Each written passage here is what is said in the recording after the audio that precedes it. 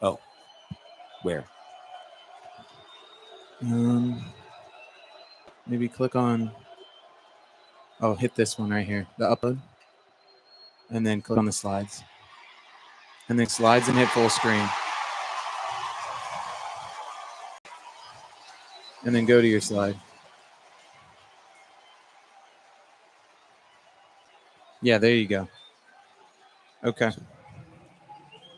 Well, welcome in, everybody. A little bit of a rocky start, but we're in here at Lumen Field, home of the Seahawks, for Washington State, the 2024 Apple Cup, as John Mateer throws a pass away. A little bit of a late start, some technical issues, but here we are with you live on KUGR. Luke Westfall, Emmett Brisgornia on the call. First half of action.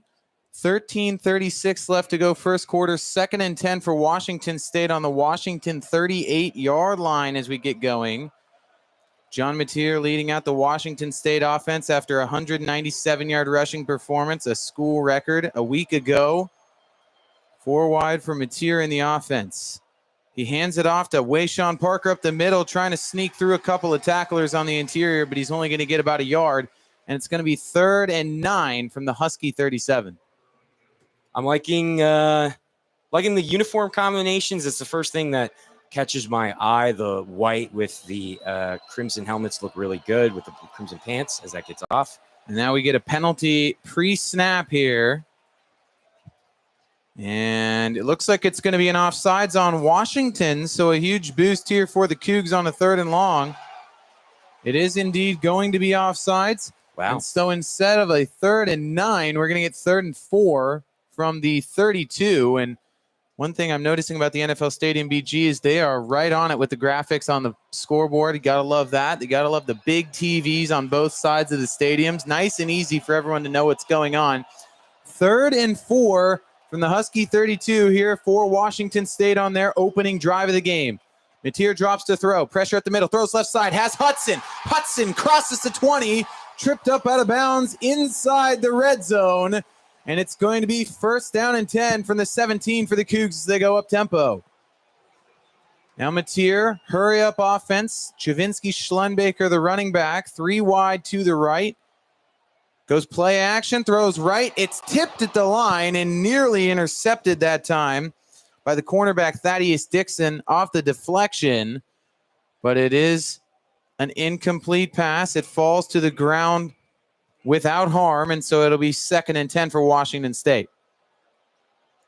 Making some good march down the field here as we got the touch back on the kickoff. A lot of explosive plays. You'd like to see that. I know that you were talking about earlier in the pregame about how UW's defense hasn't let a touchdown yet this year, and so now we're in the red zone. We're threatening. Now Mateer, quarterback run to the left side, and he's brought down from behind that time. It looked like by the safety, McKellisteen, coming off the edge. I would agree with you on that. It was a little bit kind of a block. Yeah. Block of the numbers at is, so kind of hard to tell, but it looked like a big man on the front line kind of snuck his way in and got Mateer down, who is a beast himself, running 197 yards last week. It didn't look like Mateer on that play knew that there was a defender behind him to bring him down. A little bit of an element of surprise. They're having a hard time communicating on the offense. It's getting loud in here. Mateer drops to throw here. Throws over the middle, and a nice extension on the catch by Josh Meredith. And that's going to make it 4th down and about 2. And it looks like Washington State's going to go for it from the Husky 9. They need the 7. Late substitution by Washington. The refs will let them substitute to match. Now Mateer goes for it. Here's Parker on the carry left side, and he's not going to get it. Not even close. He got stood up and thrown backwards by the senior linebacker Carson Bruner, team captain. He's on the Butker watch list, Senior Bowl watch list. Simply one of the best veteran linebackers in the country. BG makes a huge stop right there in Washington State.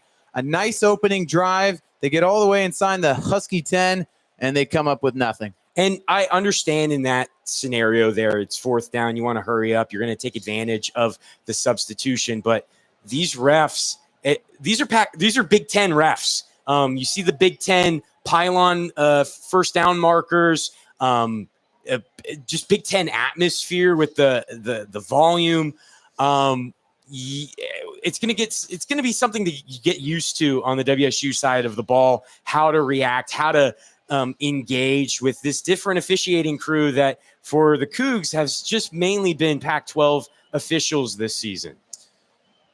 And as we were a little bit late to the broadcast, of course, very interesting to note, obviously this a quote-unquote neutral site game, BG, but obviously at Lumen Field. So, of course, it is the NFL version of a Washington stadium here. Yep. In terms of location. We've had it at Memorial Stadium. We've had it in Ellensburg. Exactly. We've had it all over the state of Washington in the Apple Cup. Exactly, BG. So in Seattle, of course, though, obviously at Lumen Field. So yes, neutral site, but we're talking about the same city just down the road from Husky Stadium. So we do see some red in the stands, but it's pretty much a purple sea out there, mostly that we're seeing. What is kind of your early impressions after that first Cougar offensive drive of what the crowd looks like and where maybe an advantage may lie for a maybe potentially not so neutral site game? Well, I'll say this. We're on this side of the stadium, and there is a lot of crimson right in front of us, but you're completely right. It is overwhelmingly purple. I think sound is going to be a big thing with communication. It's going to be, Husky Stadium gets pretty loud, but this is Lumen Field, home of the 12s. I mean, the way that it's designed with the aluminum and just the architecture, you have any kind of fan base in here, and it's going to get pretty loud. And so John Mateer was having a lot of difficulties on the ball trying to communicate with his wide receivers on, hey, I'm calling an audible, or hey, you're not in the right position. It was visibly he was having a hard time. But, this is the first time in NCAA that is it radio? Is it microphone? Is it walkie-talkies in the helmets? There's some form of communication on the sideline that they can hear it, but there's only one on offense. And so that's John Mateer, but everyone else doesn't. It's the fans are still an impact on it. But let's see how Will Rogers holds himself, the quarterback for UW. Washington starts their first offensive drive from their own 10-yard line with Will Rogers, the transfer quarterback from Mississippi State, in his third game as a Husky. The first play is a handoff to the running back, Jonah Coleman, who's snuffed out in the backfield that time by the defensive lineman, Andrew Edson, who makes a really nice play right there. 3 tackles and a half tackle for loss in week 1. That was his best game so far this season. Quiet a week ago, but a nice play off the edge there. And for Washington State, their edge group to start the game, Edson, and of course the transfer from Utah Tech, Cyrus Webster, who had a little bit more of an impact last week, but they're still kind of waiting for that big explosion that they've been waiting for from him transferring over. Another difficulty with communicating on defense. Rogers drops to throw, looks right. Coleman there. Coming in on him is Edson and Ansel Diddenboo. They combine for another excellent tackle in the backfield, a loss of a yard, and it's going to be 3rd and 11 from the Husky 9. Another excellent defensive play by this defensive line. I know one of your keys heading into this game was how are the UW tight ends going to look? And I'll tell you right now, that bubble screen, it looked pretty rough. I mean, WSU's defense did a really good job capitalizing on it, but it was not great blocking. 2 wide left, 1 wide right. Play action. Rogers looking over the middle. Pass rush in there. He sneaks away to the right side. He throws to the right sideline. It's incomplete.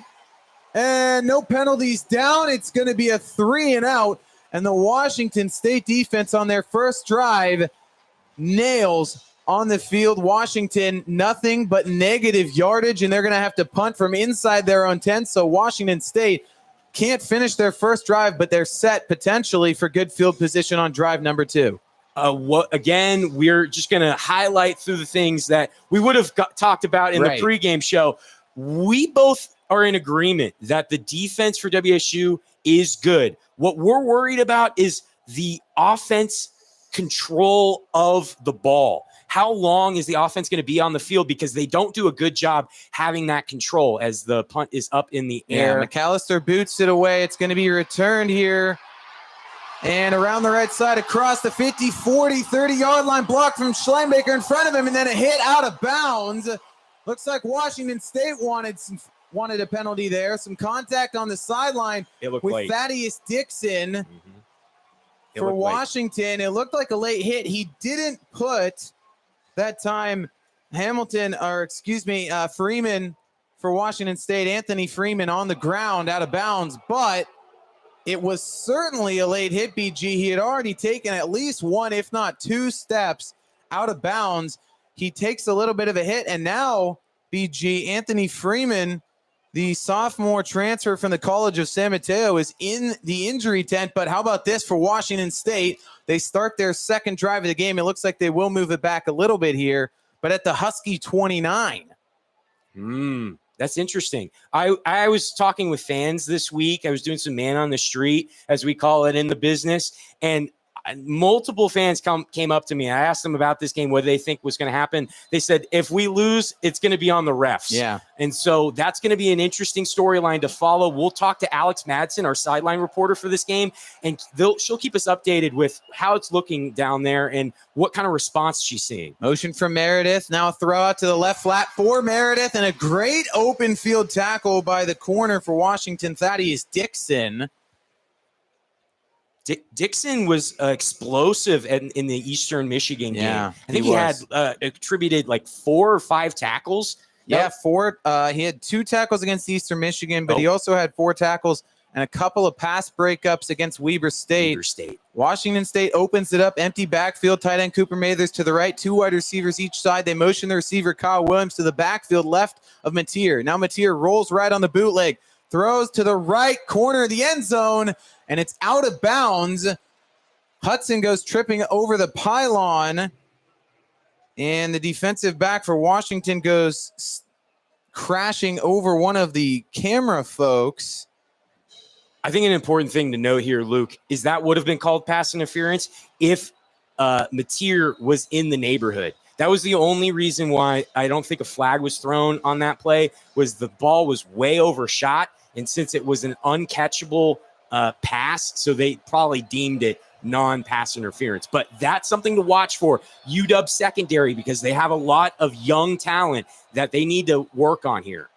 Now Mateer rolling right, throws back across his body and a little bit too far behind Kyle Williams that time.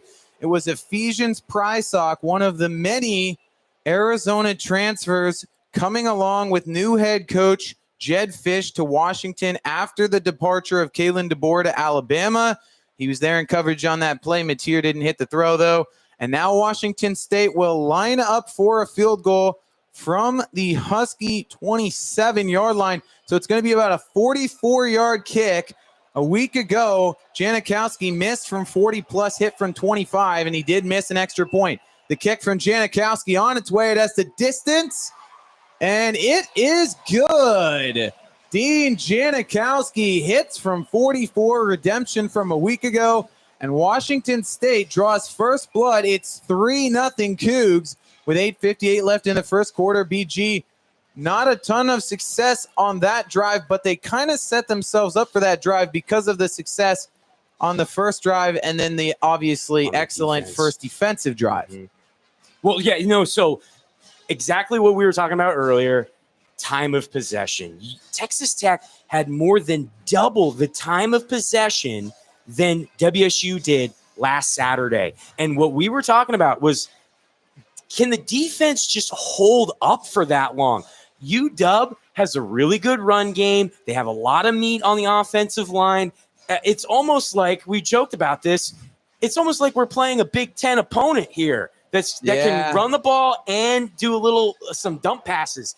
And their wide receivers are pretty accredited, but the tight ends is a major flaw with this UW offense. Not great blocking, and the hands need a lot of work, but they're young.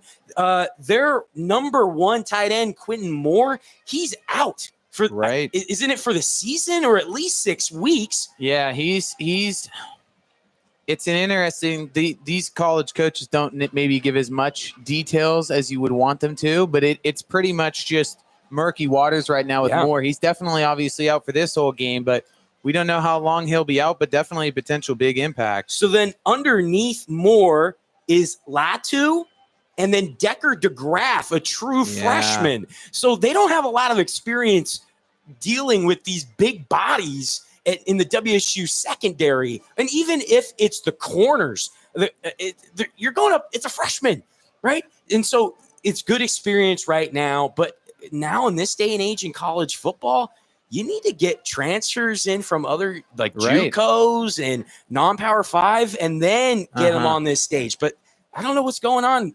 Are we fishing right now? Well, that's a good one. But we talked about how, Arizona, obviously, a lot of their guys coming over to Washington with Fish. Yeah. But once DeBoer left, they lost a lot of guys to Alabama. Yes, mostly their interior offensive line. But, BG, the other thing to keep track of is you look at that tight end position. They did get Kaliki Latu from Nevada from a year ago. But they had another transfer tight end, 3-star transfer tight end in Trey Watson from Fresno State, who came in and then left once DeBoer left. So they lost a lot of depth in losing Watson, and then obviously losing more for this game, potentially longer, is even more loss in depth. And they've used their backup right guard, Zachary Henning, in a couple of snaps at tight end already this season. Get the big man in there. Exactly. Let's run him downfield. And we'll talk more about big men later, too. Yes, we will. But Washington State getting ready to boot this one away. A little bit more light sneaking through. I wouldn't say sunshine yet. Still a gray, cloudy day here in Seattle, Washington. But Ryan Harris teeing it up to go deep here for Washington's potential first official drive-by field position here. And he kicks it deep, caught just into the end zone, about 2 steps deep, and it'll be fair caught. Washington will bring it out. And so they'll get, as I mentioned, a little bit better field position here, more of a authentic first drive. Obviously, that last first drive, they start inside their own 10. They can't do anything. They have no momentum. Washington State, now some points on the board. But what went so well on that last defensive drive, BG, and what do you kind of expect to see on this defensive drive? This is what WSU is great at, is letting your opponent basically shoot themselves in the foot. Yeah. Texas Tech has a great wide receiving core, but that quarterback last week was just not hitting targets at all. And so we'll see here. Rogers drops back deep, but hits Coleman on the left side. He breaks through a couple of tackles, finally shoved out of bounds by Ethan O'Connor, the redshirt freshman corner, at the Husky, call it 42-yard line. So pick up that time of a 17 for Washington, and they keep moving. And that's Jonah Coleman, who we've talked about, BG. Obviously, another one of those Arizona transfers, but in that big 44-7 Arizona win over Washington State a year ago, 3 touchdowns, 70 yards rushing. So he knows how to get after this Washington State defense. And so what UW's doing right now, and I think that to the tribute to Coleman's a great athlete, but the left guard and the right guard, Sloan Fasolo and guard Memenslar, dropped down and gave crucial blocks on there. Here's a pop pass right side around the corner, about an 8-yard pickup that time for Keith Reynolds, the redshirt freshman out of Adelanto, California. Couple of games a year ago, track and field athlete in high school, and now the Huskies are going with some up-tempo. Second and call it 3 yards from their own 48-yard line. Washington State with just a 2-man front. Rogers over the middle, has this man DeGraff. Or make it, call that Latu. They just hit him on the tight end seam route up that right hash for another big gain up to the Cougar 31-yard line. So the first time the Huskies have been in opponent territory so far today. And we recharge that defensive line front, having Dibbo, Lamb, Edson, and Stevenson back in the game. What do you think of that, Luke? Coming that new fresh D line, is that going to fix things? Well, they get a little bit of pressure here, but Rogers going to the end zone, and it's caught for a touchdown.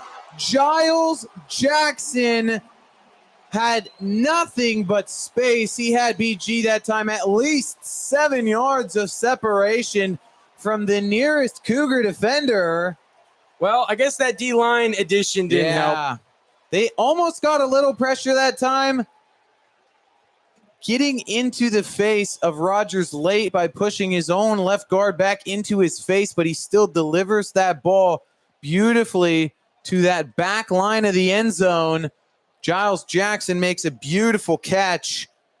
for BG, his first touchdown of the season, tying a career high for a season with 1 touchdown. And the extra point is up and good by Grady Gross, the Lou Groza watch list member at kicker for Washington. Oh, and we all know of a Grady. sudden, 7-3. And we do know Grady Gross, BG. Of course, we know him from hitting the game-winning field goal in the Apple Cup last year that we were at, 24-21. But, I mean, we can get into Gross in the game last year, but BG, that gave him a scholarship, so good on him. But he gets the scholarship, amazing, and now he gets the opportunity to show up here at Lumen Field, which is so awesome. And mentioned the watch list, too, Lou Groza watch list. I saw one of the Reese's Senior Bowl scouts down on the field. Obviously, a lot of Reese's Senior Bowl guys on both teams.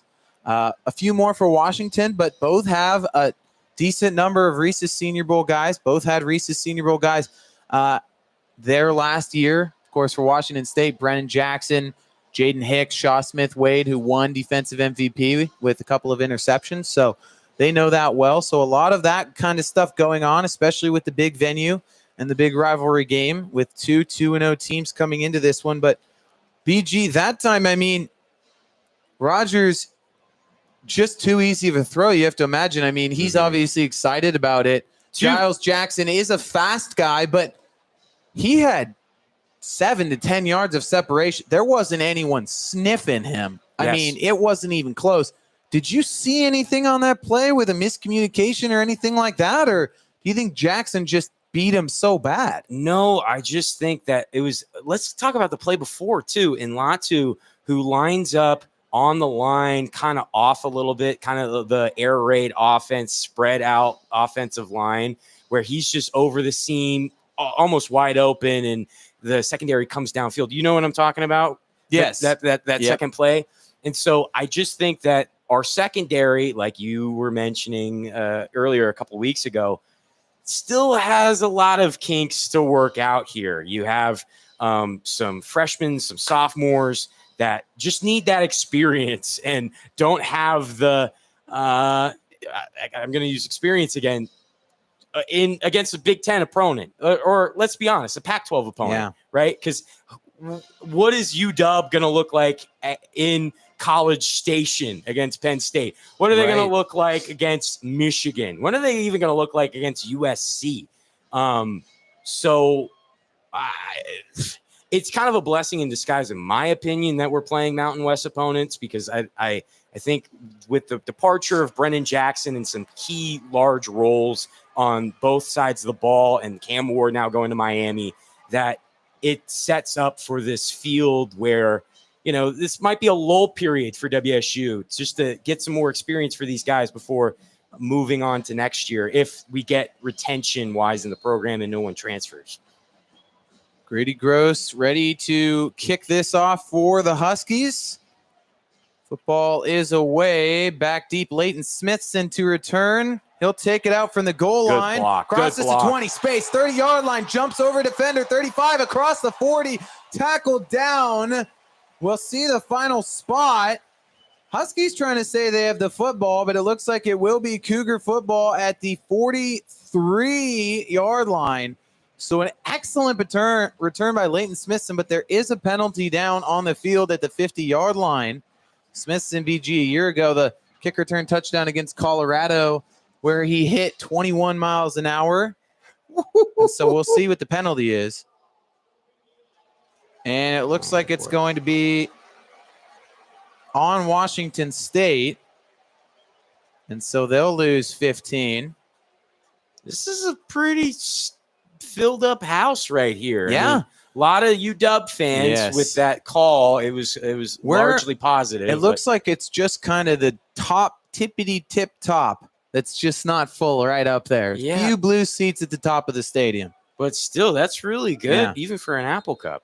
So Washington State will start from their own 28 instead of nearly at the 50-yard line. They line up with 2 wide on both sides. 6-man front. Here comes the blitz for Washington. It's going to be a Mateer-designed run. Runs into a defensive lineman. Now bounces out to the right and runs into Tupatala for Washington. Alfonso Tupatala, who is a preseason All Pac-12 honorable mention last year, had a little bit of a down season, but now comes back, obviously, looking for a bigger year as a team captain. It's going to be 2nd down and 8. Mateer drops the throw, looks left, fires low, but Williams drops down to make the catch, about a yard shy of the first down marker. Getting Kyle Williams involved in BG. There you go. 40 career games for Kyle Williams, a catch in all 40. So he continues his catch streak.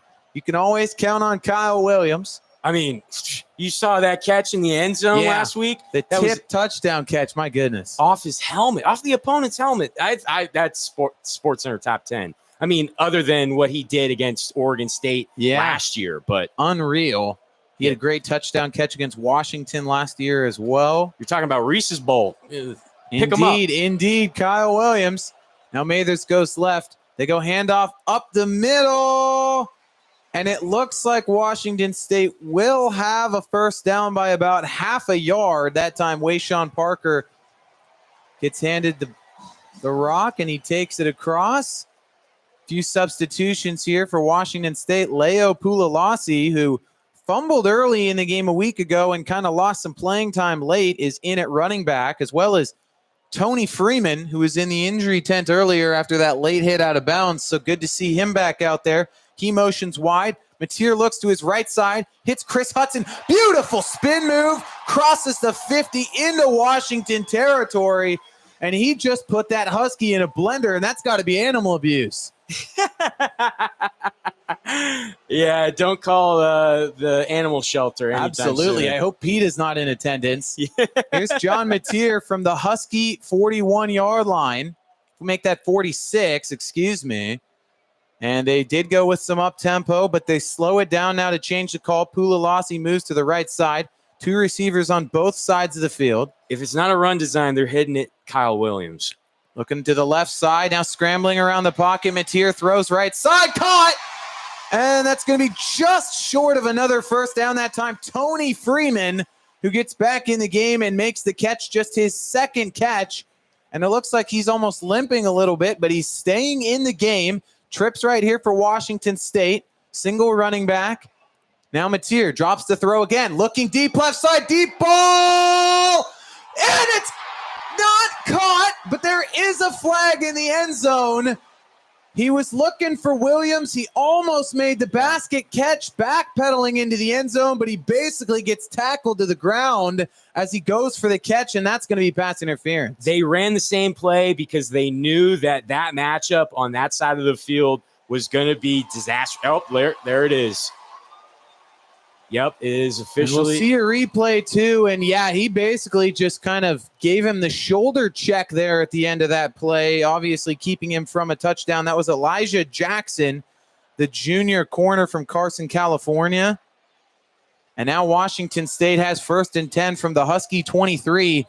So far, BG, 2 drives. They've been deep in Husky territory twice and only gotten 3 points. See if they can pay it off on this drive. 2 receivers left, tight end right. Hudson motions behind Mateer. Mateer drops the throw, looks right side, now steps up in the pocket, runs up the middle, got space, 10-yard line, left side, touchdown! John Mateer! Another rushing touchdown for what might be the best rushing quarterback in all of college football right now. Whoa. I mean, he is a talented young man, but I want to go see how he progresses throughout the season here. But yes, he found that open space, got those juke moves going, and just found home basically in that Cougar end zone. John Mateer lives in the end zone. Janikowski puts it through, and it's 10-7 Cougars. They couldn't pay it off on the first 2 drives, but on drive number 3, the Cougars hand the Husky defense, led by the son of Bill Belichick, their first allowed touchdown of the season, and the Cougs lead 10-7 with 4:16 left in the first quarter. We'll take a short breather and be right back with you for more Apple Cup action from Lumen Field here in Seattle. A 10-7 Cougar lead.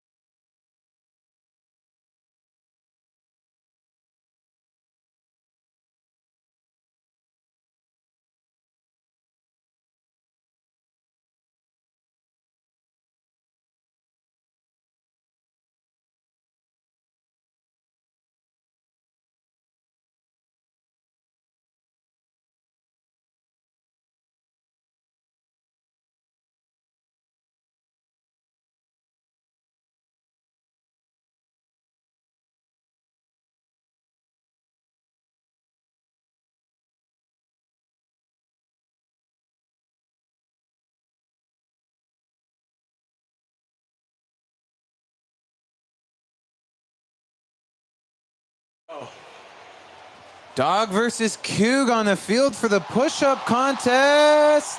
One-handed push-ups from Butch. And we'll see who wins. But welcome back to Lumen Field, where we have all kinds of festivities occurring other than football, as well as Butch and Harry are both going at it. And they both have something to say to the apparent official of this event, but a 23-yard rushing touchdown by John Mateer, who set the program record at the position for rushing yards in a game with 197 a week ago. It's a 10-7 Cougar lead. Luke Westfall, Emmett Brisgorny on the call here from Seattle, Washington. Some quick score updates from around college football. Yesterday, as we're in the spirits of talking about Mountain West teams right now, UNLV gets their second road Big 12 win of the season. They're 3-0, a 23-20 win over Kansas. Texas Tech, who Washington State beat a week ago, gets their second win, winning 66-21 over North Texas. Arizona, whose coaches for Washington now and transferred out, they lost 31-7 to Kansas State, and Oregon currently leads Oregon State in the Civil War 7-0 from Beaver Stadium. Here's the kick away by Ryan Harris, and it's going to be fair caught at the 6-yard line, so Washington will bring it out from the 25. And on the first drive, absolutely nothing, BG. But the second drive, Washington with a couple of explosive plays for an offense that came into the game 9th in the country in explosive plays over 10 yards. They find Giles Jackson absolutely unaccounted for in the back of the end zone for a Will Rogers touchdown. And so obviously they have to do a better job of that on this drive. You were talking about how Bill Belichick's son couldn't hold off the Cougar offense. Yeah. Can Pete Carroll's son beat the Cougar defense the again? Legacy staff. Here's Rogers, play action throw over the middle, caught by Jackson, crossing at the 39-yard line, finally brought down by Buda Alukta, the linebacker. But there's Giles Jackson open again, and Giles Jackson, he's been with the Cougs with the Huskies for 5 years, but he's never eclipsed one touchdown in a season. His best season was back in 22 when he had 28 catches for 328 yards. Coming into the game, 16 catches for 164 in just 2 weeks. So he's really taken on a bigger role in that receiving core this year. Well, if you don't have Romo Dunze there, I think that might be a problem. Another play action. Here's some pressure by O'Connor, sneaking away and throwing it out of bounds on the Cougar sideline is Rogers. But Ethan O'Connor, the corner, coming on the blitz, nearly able to get to Rogers. This Husky offensive line, just one sack allowed this season. This Cougar defensive line and company, just one sack on the season. So 2 units that are, well, at one respectively. The Huskies having some success with their new look offensive line so far. The Cougars trying to find it, and they clearly getting a little bit more creative here in this game. 2nd and 10 from the Husky 39. Fake pitch right, throw to the left side for Boston, and he is immediately tackled at the legs by O'Connor. Coming in, Ram Stevenson to get the tackle up high. And in on that play was the true freshman quarterback, DeMond Williams, who came over from Arizona after committing there as a true freshman. And he makes that play that time. So trying to maybe mix it up in the quarterback room a little bit there, BG, but clearly to no success. Starting defensive line comes back in for WSU. Gusta, Webster, Fual, and Milani. 3rd and 10. Here comes some heat. Throw left side. Boston creating space. Makes the catch inside the Cougar 45 to the 43. And that time, Boston was just a little bit too physical for O'Connor on the edge, and the Huskies moved the chains. He just got beat. That just happens sometimes. Denzel Boston, big in this offense, a sophomore, getting his real first chance at it with the 3 receivers drafted in the draft earlier in April for the Huskies. Now here's play action left side. They find Jackson in the flat right side. Finally pushed out of bounds by the safety, Adrian Wilson, for the Cougs. But another positive first down gain here for Washington. They pick up about 6, and they'll have 2nd down from the Cougar 37. we were talking about this earlier, though, Luke. We didn't really have a good expectation of what these two teams were. Mm-hmm. And we were guessing that since all of the UW offense and defense is mostly from Arizona, that we would be playing Arizona right now. Yeah. Do you think that, or different opinion? Well, here they run an inside jet sweep. A missed tackle by Buda Al-Ukda. Finally brought down at the 25-yard line was Adam Muhammad, the true freshman running back who only has 5 carries on the season, over 2,100 yards in high school as a senior. And so far, it does kind of look like that a little bit. BG, the offense last year, of course, you're talking about Penix and really spreading it out, going deep constantly, whereas Rogers is more of a mid to short passer with an Arizona offensive scheme from Brennan Carroll and Jed Fish, where they like to mix it up and hit the ground, but also go with those short passes to open it up. So here we go. 3 receivers left. Tight end right, single back set here for Rogers. He goes handoff. Muhammad cuts back now, cuts up the middle, finally brought down by a pair of Cougs, including Al-Ukda, as well as Keith Brown, the linebacker transferred over from Louisville, got his start at Oregon, makes the tackle there, and it's going to be 2nd and 7. Washington all of a sudden going with their true freshman running back who was 3rd on the depth chart this week, but getting some more carries. He's just 1 shy of a career high. Rogers drops the throw, looks right, incomplete, wide right of Boston. A lot of contact over there from both parties, but Steve Hall wins that battle, and it's 3rd down. We were talking about that little bubble screen earlier, the cutback. That was a Jed Fish design. Yeah. Like all the way. So I completely agree with you. It kind of does. It's a little bit of a mashup between some old UW plays that they probably have stored in the vault. But yeah, it seems like we're playing Arizona right about now. And it's something to worry about if you're the Cougar defense. Huskies motion to an empty set. Coleman wide left. 3 receivers left. Fumbled snap by Rogers. He hits the deck to recover his own dropped snap, and he might have taken out his own offensive lineman. Diving for his own fumble, he rolled up on the back of his own offensive lineman's ankles, and that was his left tackle, Sawani Fasolo, the redshirt freshman. And I mean, that time Rogers saves a potential disaster recovering the fumble, but now his left tackle Fasolo down on the field, and that would be a critical loss for this Washington offensive line. That is an entirely new look unit from a season ago, and you got to hope Fasolo's okay. He's laying down on his back right now, getting his, it looks like, left ankle looked at. But yeah, that time Rogers sacrifices himself a little bit to get on the ball, but then unfortunately Fasolo backs right up into the Rogers diving attempt, rolling up on the back of him.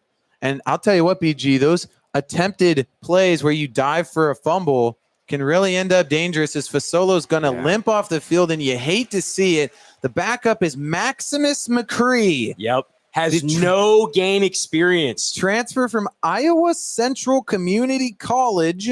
Represent. He was an NJCAA first-team All-American in 2021, but no Division I college experience.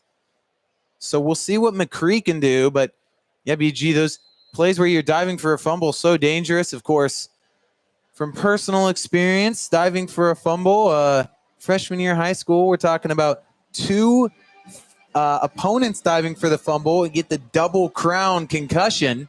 So that's the father of all concussions. That's what happened to you your freshman year? Yes, sir. Yes, indeed. Oh, no. And so you just hate to see those plays, and you hate to see that for Fasolo, but we'll see what McCree can do, and we'll see what he can do on the other side of the break. Through 1 quarter, Washington stayed up 10-7. When we return, it's the Huskies 4th and 12 on the Cougar 27. You're listening to the Apple Cup on KUGR.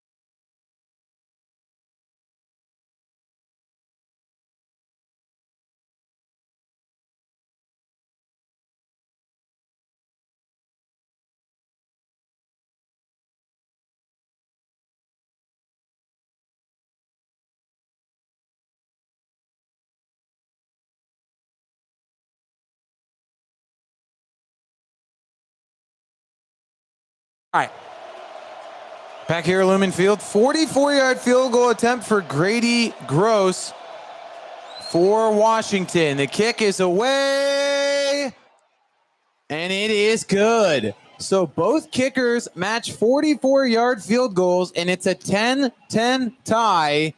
So far through one quarter, pretty much just about dead even. Both teams with 3 drives, both teams with a touchdown and a 44-yard field goal. Doing it with different offensive schemes and different attacks, but so far, both teams dead even on the scoreboard. BG, you talked a lot about how we don't know a ton about these teams. Washington State 2 weeks ago, a passing attack. Last week, the rushing attack, but so interesting to see what we kind of learn about these two teams in a rivalry game here with Washington not having been tested yet this season. What did you learn through one quarter? I think that UW could play more to their strengths and that they're not playing to their potential. And I think WSU is at times, but also there's a lot of miscommunication that is resulting into either bad throws, bad receptions, or just missed opportunities and missed covers.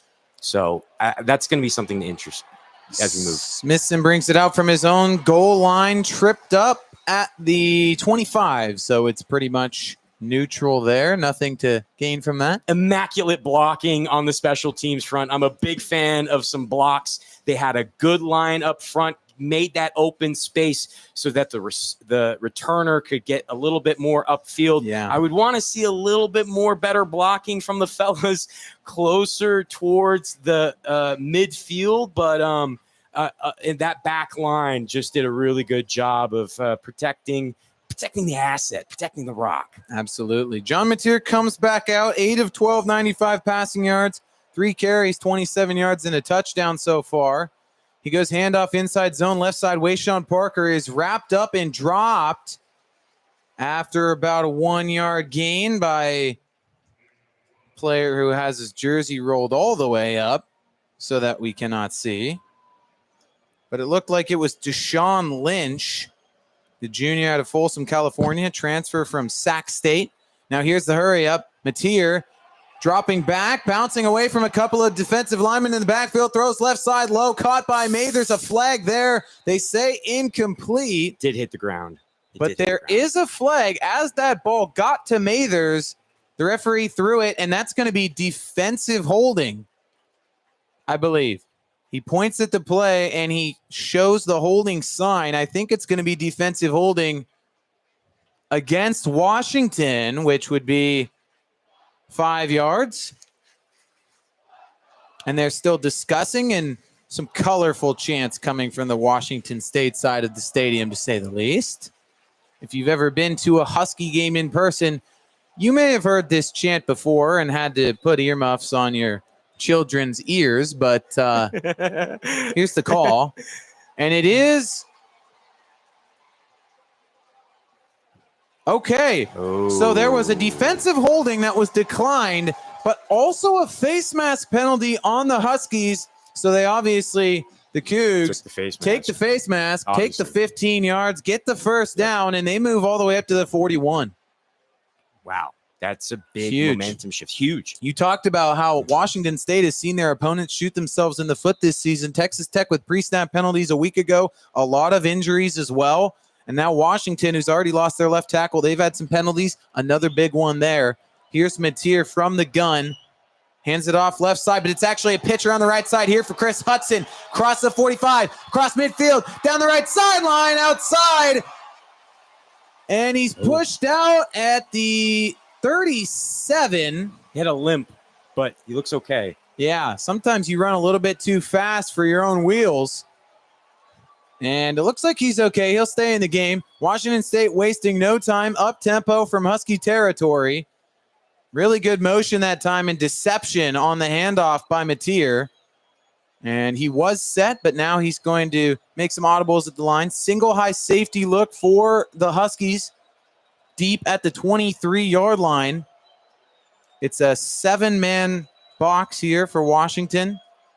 Mateer, play action, throws left side. A lot of contact. It's in and out of the hands of Chris Hudson. fired up on the play with a pass deflection is Thaddeus Dix in the corner, who's made a couple nice plays so far today. And that was just an in-breaking slant from the left side that goes incomplete. It was clean. It was good defensive action right there. And sometimes, BG, I mean, good defense can look like a penalty because so many people are just not used to it nowadays. Yeah. With the passing attacks in the country at all levels. Motion here from Washington State. Meredith comes into the line now, bounces back out to the slot. He'll go outside as Williams motions into the slot left side. Single back set, handoff up the middle, runs into his own lineman, Hilborn, and then getting dropped in the backfield for a loss of a yard is Wayshawn Parker. Tackle made on the play that time by Zach Durfee, the senior from Dawson, Minnesota for Washington.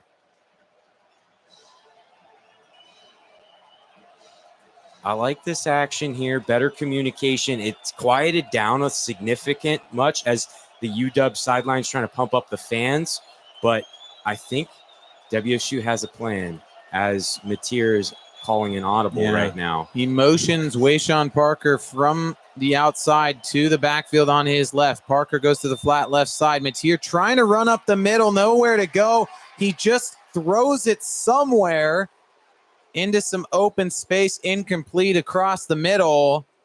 And that's going to bring up 4th down and 11 from the 38-yard line. And so it will be Dean Janikowski, but he's going to punt. Of course, Nick Haber is still out with a back injury. He is yet to play so far this season. And so the kicker, Dean Janikowski, has been doing the punting, and he will try and pin the Huskies deep. And there's no punt returner out there for Washington yet. Some confusion. I think we might get a timeout here. I think.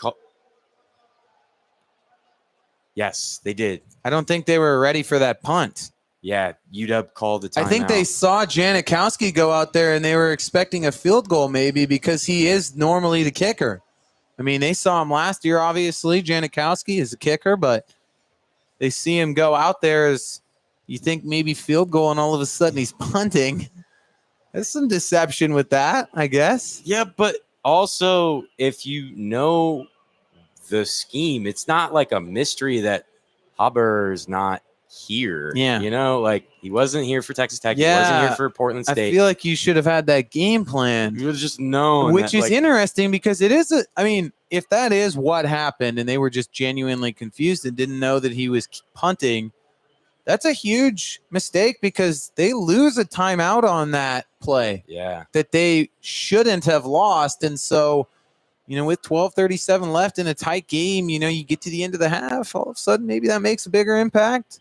Yeah. Well, Dickert on the coach's show Thursday, we had this conversation about how he loves his statistics book. The offensive line coach has the statistics book like it's the nuclear football. And Wednesday nights they get together and they just go over the stats and how to exploit the other team and all that kind of hootenanny, for lack of a better term.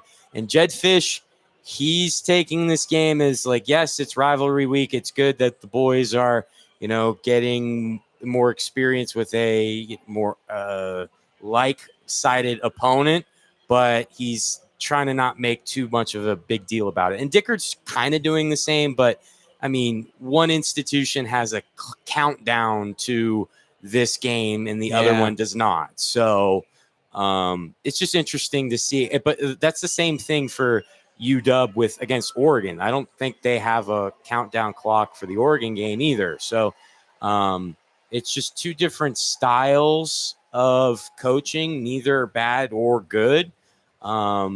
But it is something to take note. Is there other things that they're missing? Is there other play designs that the kids aren't reading? And just taking advantage of that. But I don't know if that will actually come to fruition or not. So Janikowski comes back out to punt here. He rests his heels on the Washington State 47, but the ball is at the Husky 38. So he'll try and pin the Huskies deep. Denzel Boston back for Washington. High swirling punt that's going to bounce on the goal line and easily into the end zone for a touchback. Don't know how much you can expect in terms of trying to pin a team deep with your kicker out there as your backup punter doing the job, but ultimately you're just trying to pin them a little bit deeper, but only about 28 yards deeper because of the field position. Still yet, Washington's offense has been moving much better in their last couple of drives. So what's the adjustment here for the Cougs? The adjustment is just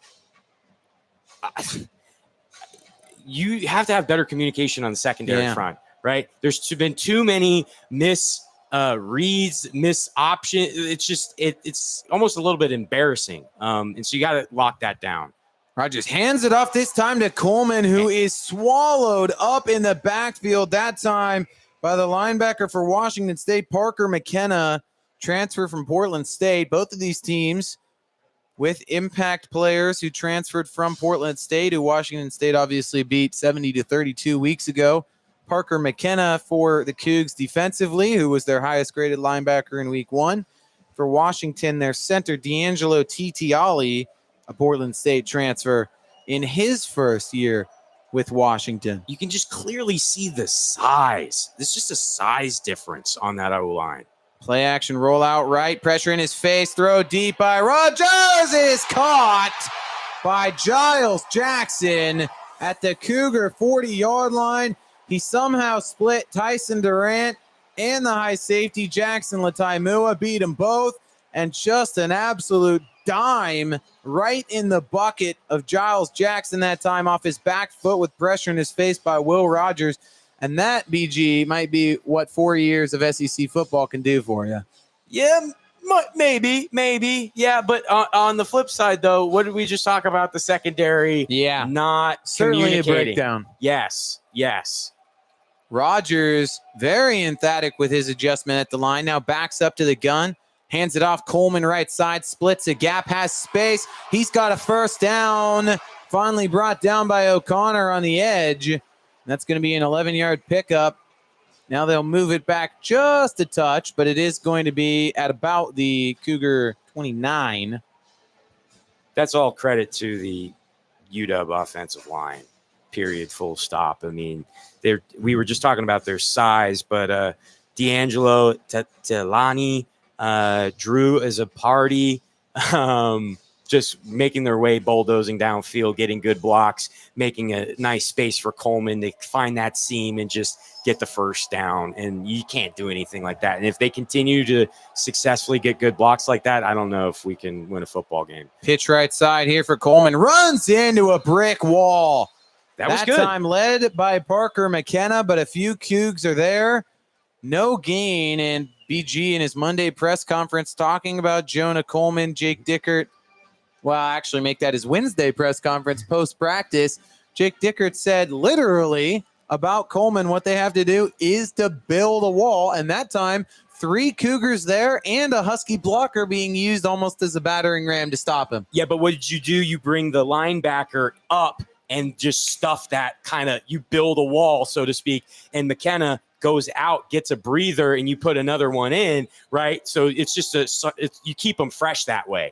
And it looks like we are going to get maybe a timeout here. But to that point, like that's how you stop it, is get your linebackers up front, put your nickels, you just put beef, right? If they have beef up front, then 2 bodies, right? Yeah. But be careful, because we just talked about the secondary. We need to be communicating, hey, is it a run play or is it a pass play? And engage that, because it's, I don't want to say pretty obvious when one is happening than the other, but I mean, it's look, I'm not a rocket scientist up here. We're in the booth, right? But it seems from my angle, and now here's the other thing.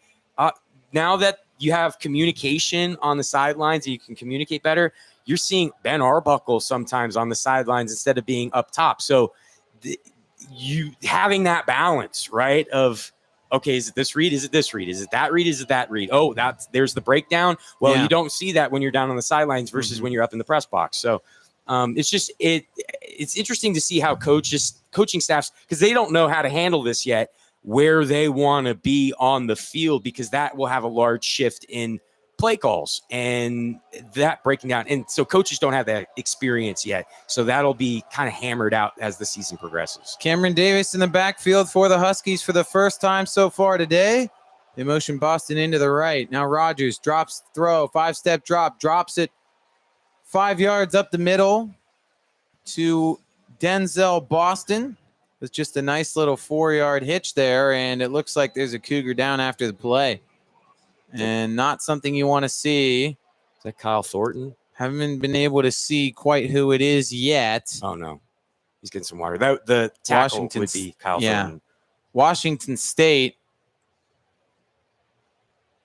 This would obviously be a big loss for their defense. Talking about the Washington offense, we obviously saw their left tackle, Sawani Fasolo, go out for Maximus McCree, who's in the game now. Mm-hmm.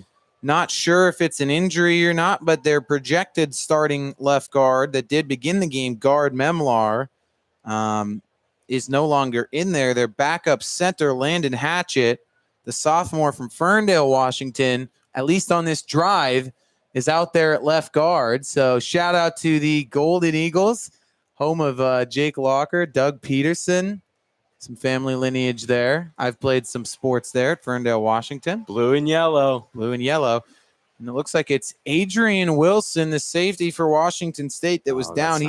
He's provided some much-needed depth alongside Jackson Lataimua and Tyson Durant and Tanner Moku. But Wilson, the redshirt freshman from Dallas, Texas, had really been making a positive impact this year. Had an interception in week 1 overturned for a penalty that wasn't against him, and it looked like he might be holding that hand as he goes into the injury tent. Hate to see any defensive injuries against an explosive Husky offense, but now we'll see who steps up in his place on this defense. Maybe that forces the secondary to communicate better. Knock on wood. You'll certainly have to. I mean, if they don't, then it'll certainly potentially get ugly. I mean, talking about that secondary as they're showing the Cougs in the NFL right now, you talk about all the Cougs from the secondary a year ago that go to the NFL. I mean, obviously, Cam Lampkin goes to the NFL. He's on the Rams right now. You talk about Shaw Smith-Wade, 4th-round pick, goes to the Panthers. Jaden Hicks, drafted by the Chiefs. Of course, not in the NFL, but graduating, he played a big role. Sam Lockett. So you lose all 4 starters at outside corner and safety from a year ago. So much turnover, not to mention in the Apple Cup last year, because of injuries, it ended up being Steve Hall who got some playing time, but then the backup corner who also got some playing time at the end of last year with Shaw Smith's injury was Jamori Colson, who's currently out with a broken jaw right now. Now Wilson obviously hurt. And, of course, you lose your pass rushers in Jackson and Stone and so many other pieces like Richardson, the linebacker. Just so much turnover in the defense, especially the secondary. So now with an injury to Wilson, I mean, communication, it feels like every single week just continues to get harder for Washington State. And we'll be watching to see if Will Rogers will try to capitalize on that now missing piece in that secondary. I mean, they've already had some tough times communicating, especially on those deep shots. Lining up trips. Yeah. So trips left here for Washington. Denzel Boston, the lone receiver, out to the right on O'Connor. Single back set. Dropping to throw. Deep over the middle. Incomplete. Too deep. And very nice coverage that time by Kyle Thornton on the tight end, Kaliki Latu. That throw was nowhere in the vicinity of Latu, but still very nice coverage by Thornton. But it could have gotten hairy real fast. He had his back towards the ball, and if he didn't have enough speed, that could have been a pass interference. But I do agree with you. As Grady Gross comes out on the field, that's going to be something that we have to continue to watch. Gross, 1 of 1, 28 yards. Coming into the game, he's hit from 44 today. This one from about 42. On its way, it is good. And so Grady Gross 2 for 2, both from 40 plus. The Huskies have a 13-10 lead, and one of the most consistent kickers in the nation right now, who continues to earn that scholarship that he earned last year in the Apple Cup in every game so far. Cougs now with a 3-point deficit, needing to rediscover that offensive success that they had earlier with 9:10 left here in the second quarter. Abe Lucas, the Seahawk, making his way, taking rounds. Fans are stopping him, giving him a handshake. Right now, is he still injured for the Hawks? Yeah, great to see Abe Lucas, the alumni of the Cougs, a former third-round pick of the Hawks' great rookie season, derailed with a knee injury last year, had off-season knee surgery. He is still on the PUP, so the earliest he can return for the Hawks is week 5, but good to see him out here. Well, he's making his way up those stairs pretty fast. In a former rivalry of his with his alum, being a Coug alum, his old stomping grounds. Yeah. For multiple different reasons, the state of Washington, his former school, his current stadium, his former rival, potentially still current. Yeah. It's a magical moment. Kickoff here returned by Smithson from his own 5. He's got speed, crosses the 20, across the 30, finally brought down to the 32, and there's a flag on the opposite sideline behind the play. Keith Brown for the Cougs is going to get called on that one. That was clear as day. Either a holding or something to that extent.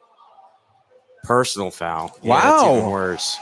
So, no, that was on Washington. Oh, wow.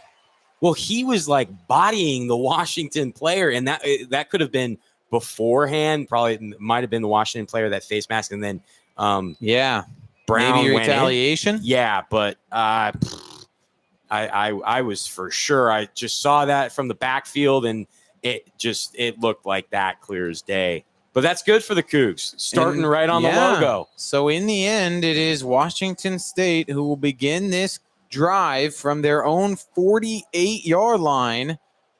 Tony Freeman, the receiver, motions into the backfield, now back out to the slot left side, trips left, single back set here for Mateer. Mateer looks right, now over the middle, tries to step up left side of the pocket, bounces back out to the edge, throws off his back foot, out of bounds, and takes about 4 or 5 cards out of one of his coach's hands who tries to make the grab. But Mateer ends up throwing it away, and it'll be 2nd and 10.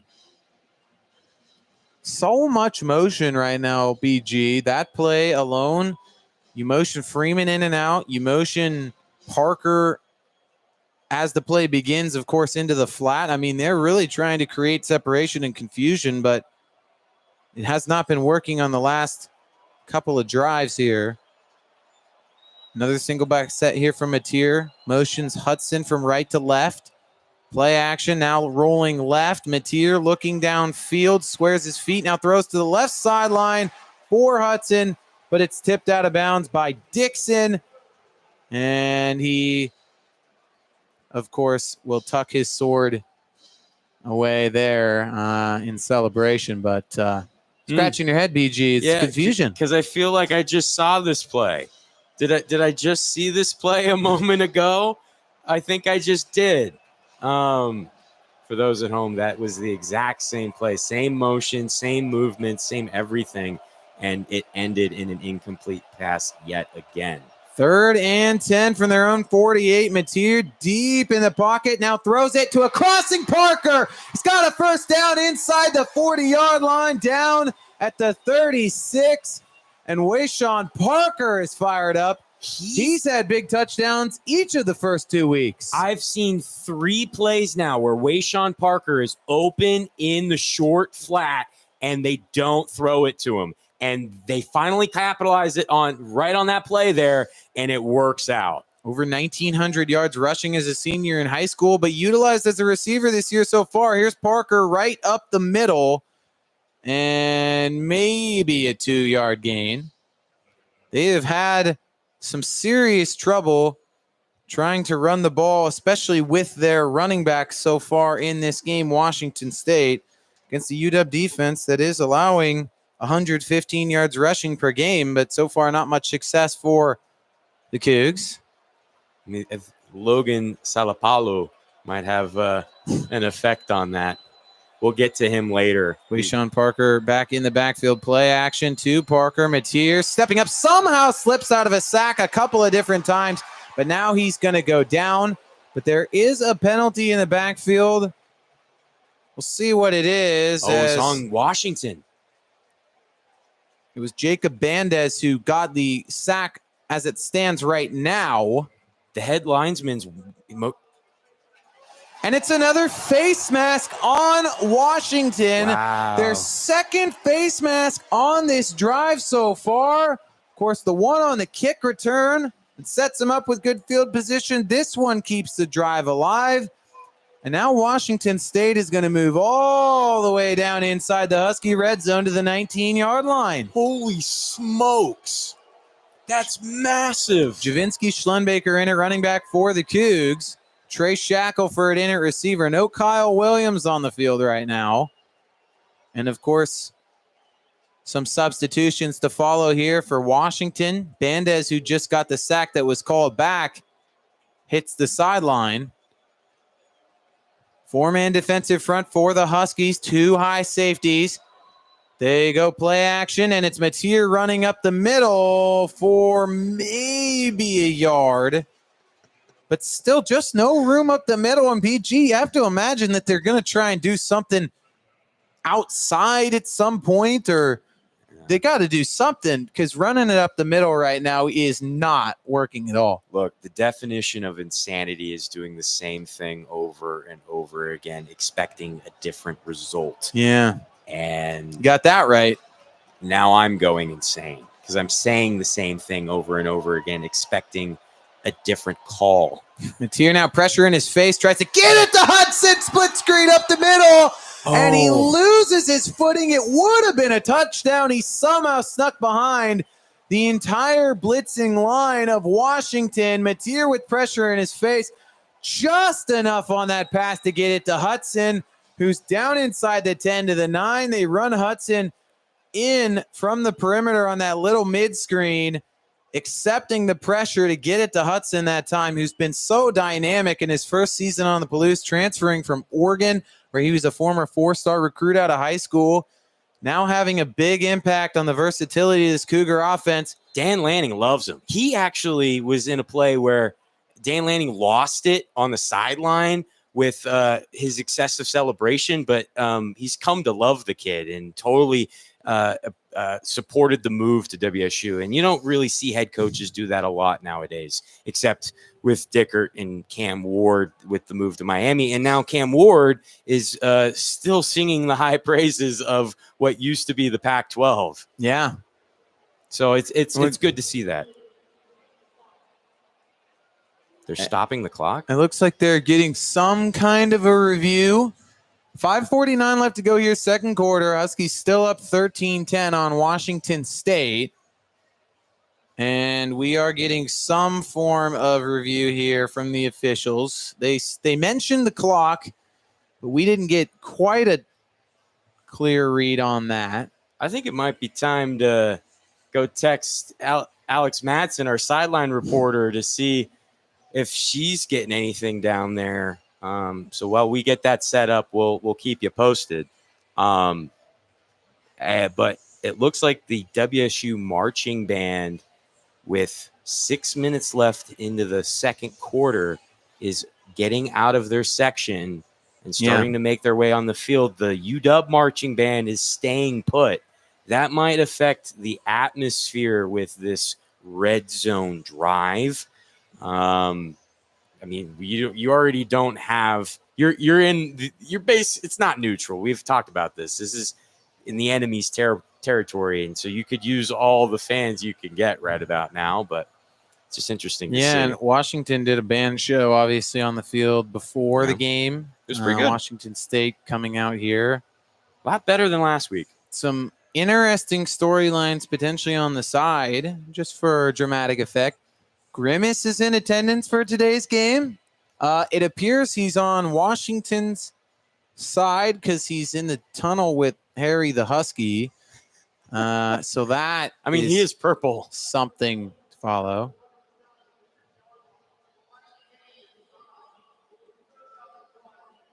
It looks like they're going to say that Hudson was actually down at the 10. a little bit earlier than they had originally ruled.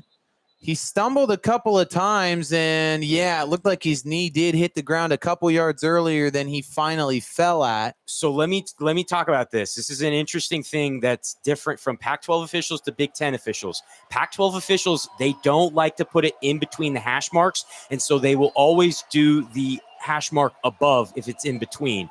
In the Big Ten, they do it to the spot exactly. And so this is a prime example of this, and it's an effect here in this game. 3rd and 1. Mateer runs up the middle, stuffed initially, but it looks like he has the yardage, and it's going to be a Cougar first down inside the 10 with just under 5.5 left here in the second quarter. Cougs still trailing by 3, looking to retake the lead. Couple of substitutions. Josh Meredith and Kyle Williams back in the game here for Washington State.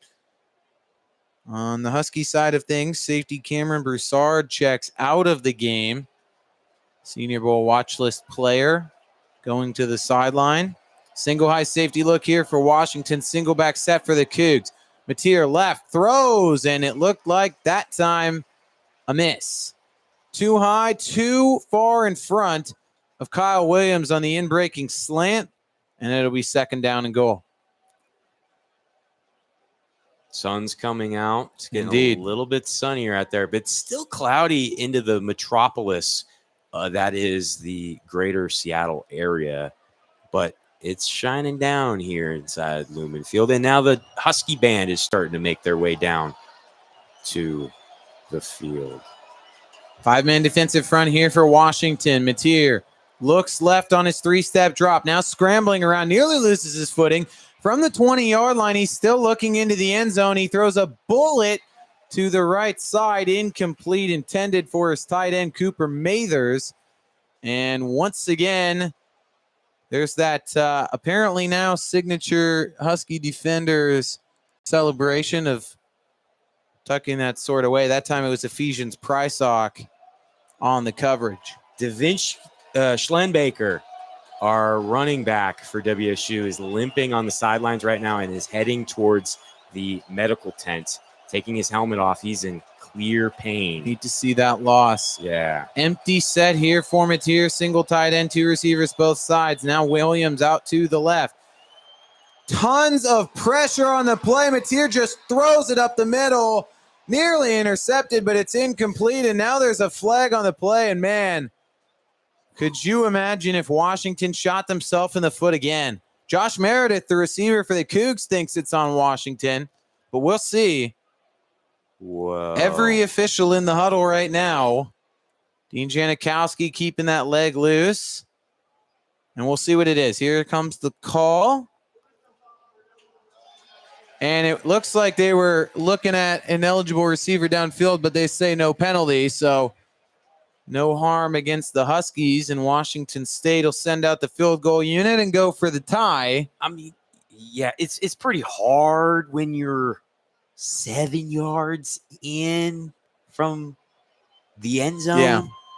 Yeah. For context, an eligible man downfield, you have to have them at least 3 yards downfield. So, I mean, the big men are practically scoring a touchdown if they catch it.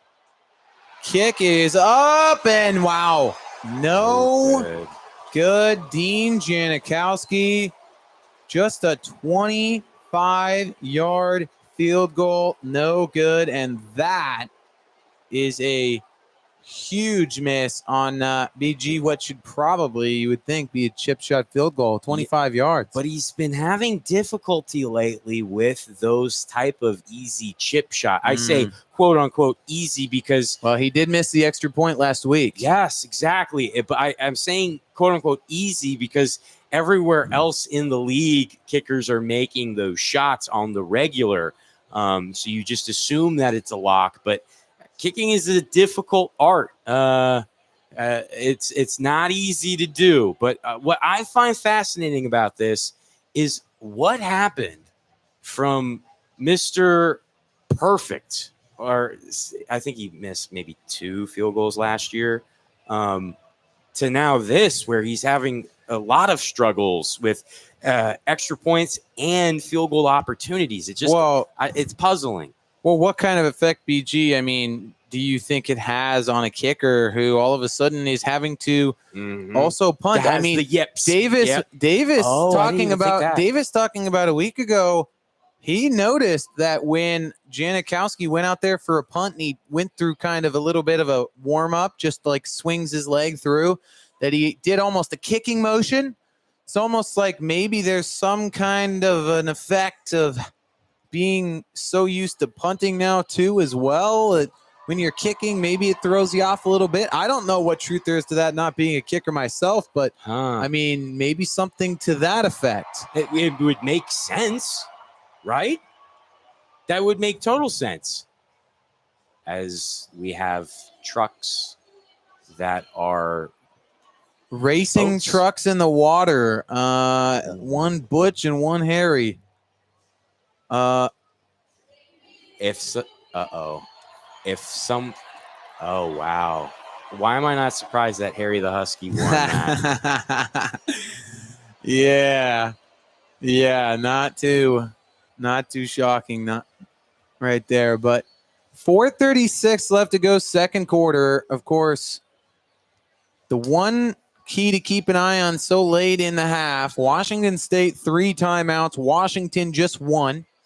The clock does not stop after a first down until we get inside 2 minutes. And per new college rules, of course, there is a 2-minute timeout. Of course, not called warning in college, just a 2-minute timeout. So the clock will stop at 2 minutes, and then the clock will begin to stop after first downs. Just for some context on that, Washington getting ready to start their offensive drive from their own 20-yard line, up 13-10. Whoa. Hurrying to the line under center, Rodgers. Goes play action left. Rodgers rolling right. Now he's going to run. He's across the 30 and slides down at the 36-yard line. Will Rodgers, not known as being a runner, a former air raid quarterback, now moved pro style, but he picks up some yards on the feet. Now he goes handoff. Coleman up the middle, and that'll be about a 3-yard gain. In the press conference this week, Tyson Durant was saying they just, don't expect him to be any kind of a threat on his feet whatsoever. And that time he just catches the defense off guard. Full defensive line rotation here. As well as in the secondary, Gushikin out, Tanner Moku in. Nusi Milani, Ram Stevenson in on the defensive line with Ansel Dinimbu and Bryson Lamb. Heavy formation here for the Huskies. Damon Williams in the game at quarterback, hands it off up the middle, and about a 3-yard pickup. Brought down by a combination of Cougs, including Nusi Milani. Yeah, and it'll be third down. Nusi was pretty animated. Jere Williams was pretty animated too. Good to see Adrian Wilson back in the game at safety. Lataimua and Moku come out. Gushikin and Wilson back in the game. Third down and 3 from the Husky 44. With 3 minutes left in this first half, a huge third down, and it's the true freshman Damon Williams in the game at quarterback. Coleman motions out to the left. Williams takes it, throws it to Coleman, and he is eaten alive by a pack of Cougars. Buda Alukta in there to lead the charge, cleaned up by Kyle Thornton, and Washington State stands tall on third down, and a decision apparently to make for Washington, taking a while to get off the field, but now they send McAllister out to punt. And with 3 timeouts and still that 2-minute timeout, plenty of time for Washington State to try and at least tie this game before half. And it'll be Tony Freeman to go out and return it. McAllister waits deep, averaging just over 44 yards per punt this season. McAllister handles the snap, boots it away with that right foot. Fair caught at the 8-yard line by Freeman. Make it the 9-yard line officially. And so the Cougs, if they're going to want to try and score a touchdown, would need to go 91 yards. And all of a sudden, of course, you could also tie it before the half BG with a field goal. but you got to wonder where the confidence is at with Dean Janikowski. Yeah, but also you have 2 minutes and 2 seconds left to get that drive down the field. So you get that extra play too before the 2 minute. That's true. That's true. That another intricacy of the new NCAA rule changes, having a 2 minute warning now in the second and fourth quarters. So are you just going to throw it deep downfield here, Luke? What are you going to do if you're John Mateer in the WSU Cougs? Be interesting to see as they have deuces to both sides of the field. A single running back, Mateer drops to throw, looking left, steps up the middle, now throws on the run, hits a man, Meredith, and he lowers the shoulder to the defender, Jordan Shaw, to finish off a physical yard after catch run there. Meredith all the way up to the Cougar 34-yard line. And now you make get that 33, and now they'll get that 2 minute warning. Mm-hmm. And so with a minute 53 left officially in the first half, still 3 timeouts. Washington State, when we come back, will continue this potential final drive to try and tie or better before the end of the first 2 quarters from their own 33, down 13-10. Apple Cup on KUGR here from Lumen Field in Seattle, Washington.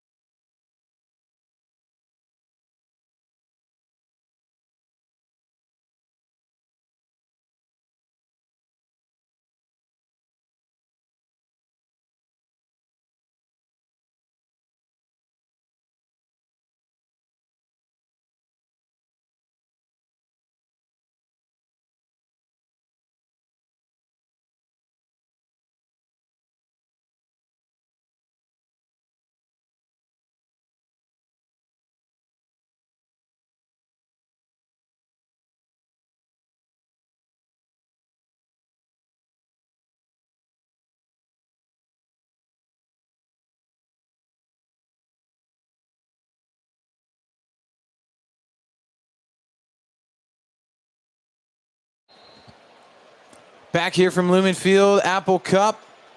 1:53 left to go first half. John Mateer and the Cougar offense with 3 timeouts from their own 33.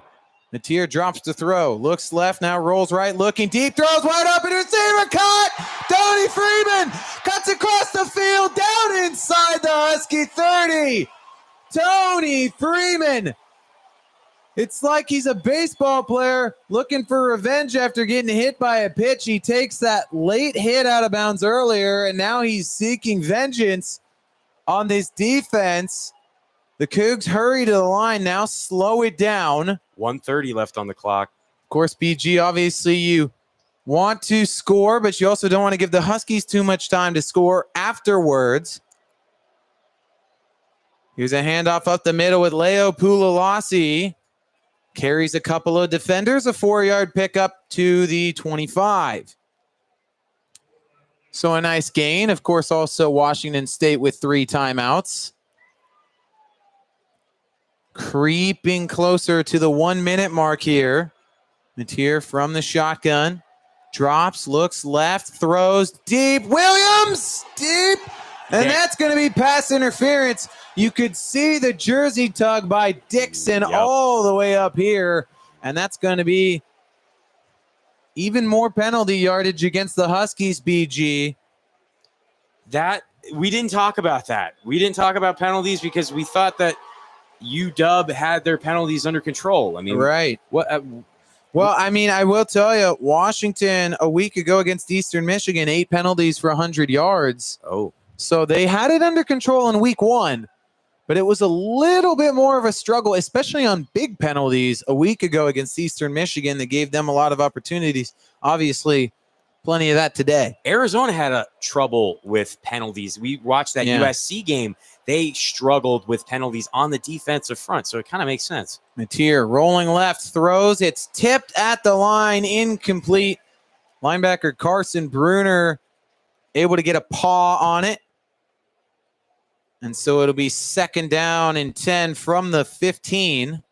Once again, Washington State in the red zone, where they have had a couple of opportunities today. Of course, they do have the 1 touchdown, but that was outside of the red zone. On the season, the Washington State offense coming into the game was 5 for 6 with 4 touchdowns inside the red zone.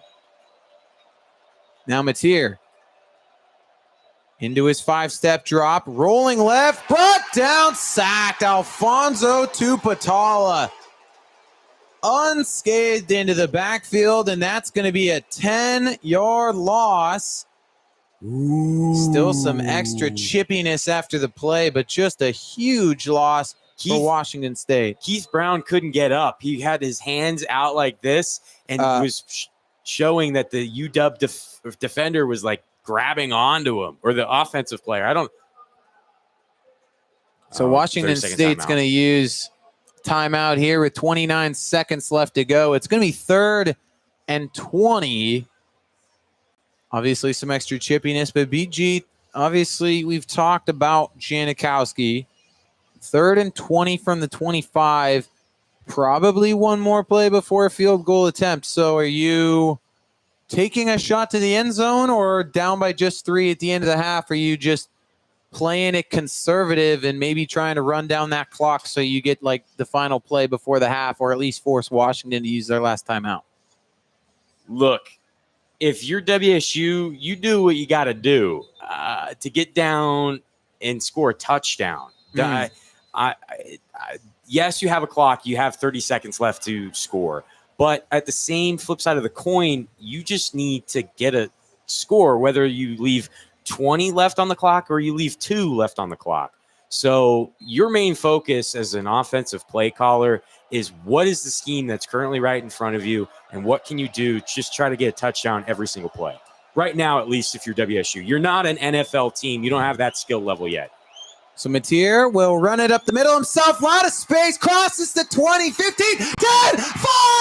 Touchdown! John Mateer does it again. This man cannot be stopped. Whoa. John Mateer. There was nothing little about that run by the Texas kid. This man has been unstoppable on the ground. A top 8 finalist for the Manning Award for Quarterback of the Week last week. And he continues to get it done any way possible, on his feet again right here. And there you go, BG. However they needed to do it, they get the touchdown. 16-13 lead. Here's the extra point. Good. 17-13 Cougar lead. And right now, the entirety of the Cougar offense rests on the legs of John Mateer. Who in the country is going to bring this man down right now? I don't know. But, I mean, you're going to need to chop him down because he's a big tree from Little Elm, Texas. Oh, yeah. You're going to need to grab an axe. And so it's good that we're not playing Stanford this year. But It's interesting.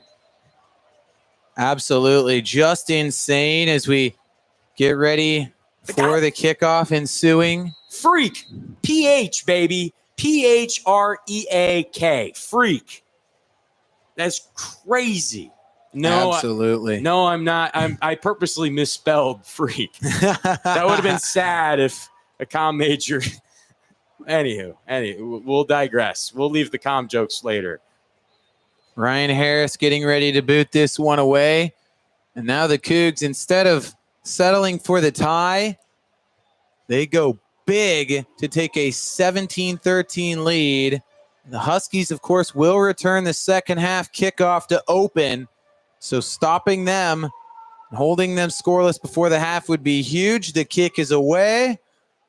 Swirling just over the H in Huskies out of the back of the end zone. And Will Rogers and the Husky offense will start this drive from their own 25.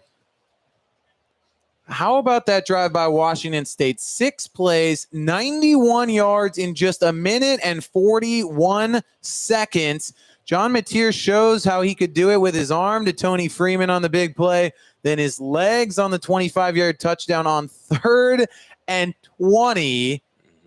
And right now, good things just happen when you have him run the ball. But here's the thing with that 141, that was also the 2-minute timeout was in there. So it does give the defense a little bit more time to breathe. Now it's going to be DeMond Williams who pulls the read option out, runs right side, and he's got a first down, gets out of bounds at the 39-yard line. That chewed a lot of clock. And all of a sudden, BG, they are using DeMond Williams a lot. You have to wonder if maybe something wrong with Will Rogers, who we haven't seen in a few snaps. We haven't seen him, obviously, on the first 2 snaps of this drive as DeMond Williams gets ready to take the second snap of the drive as well. Very athletic, true freshman quarterback. He drops to throw it here, looking left, and he throws it over the head of his check down option, Coleman. You almost wonder if it maybe was intentional with him being in the open field and such a short gain, not wanting to run the clock there with 9 seconds left now. I didn't even think of that. It almost looked like DeMond Williams that time when he was throwing that ball, threw it a little bit higher on purpose.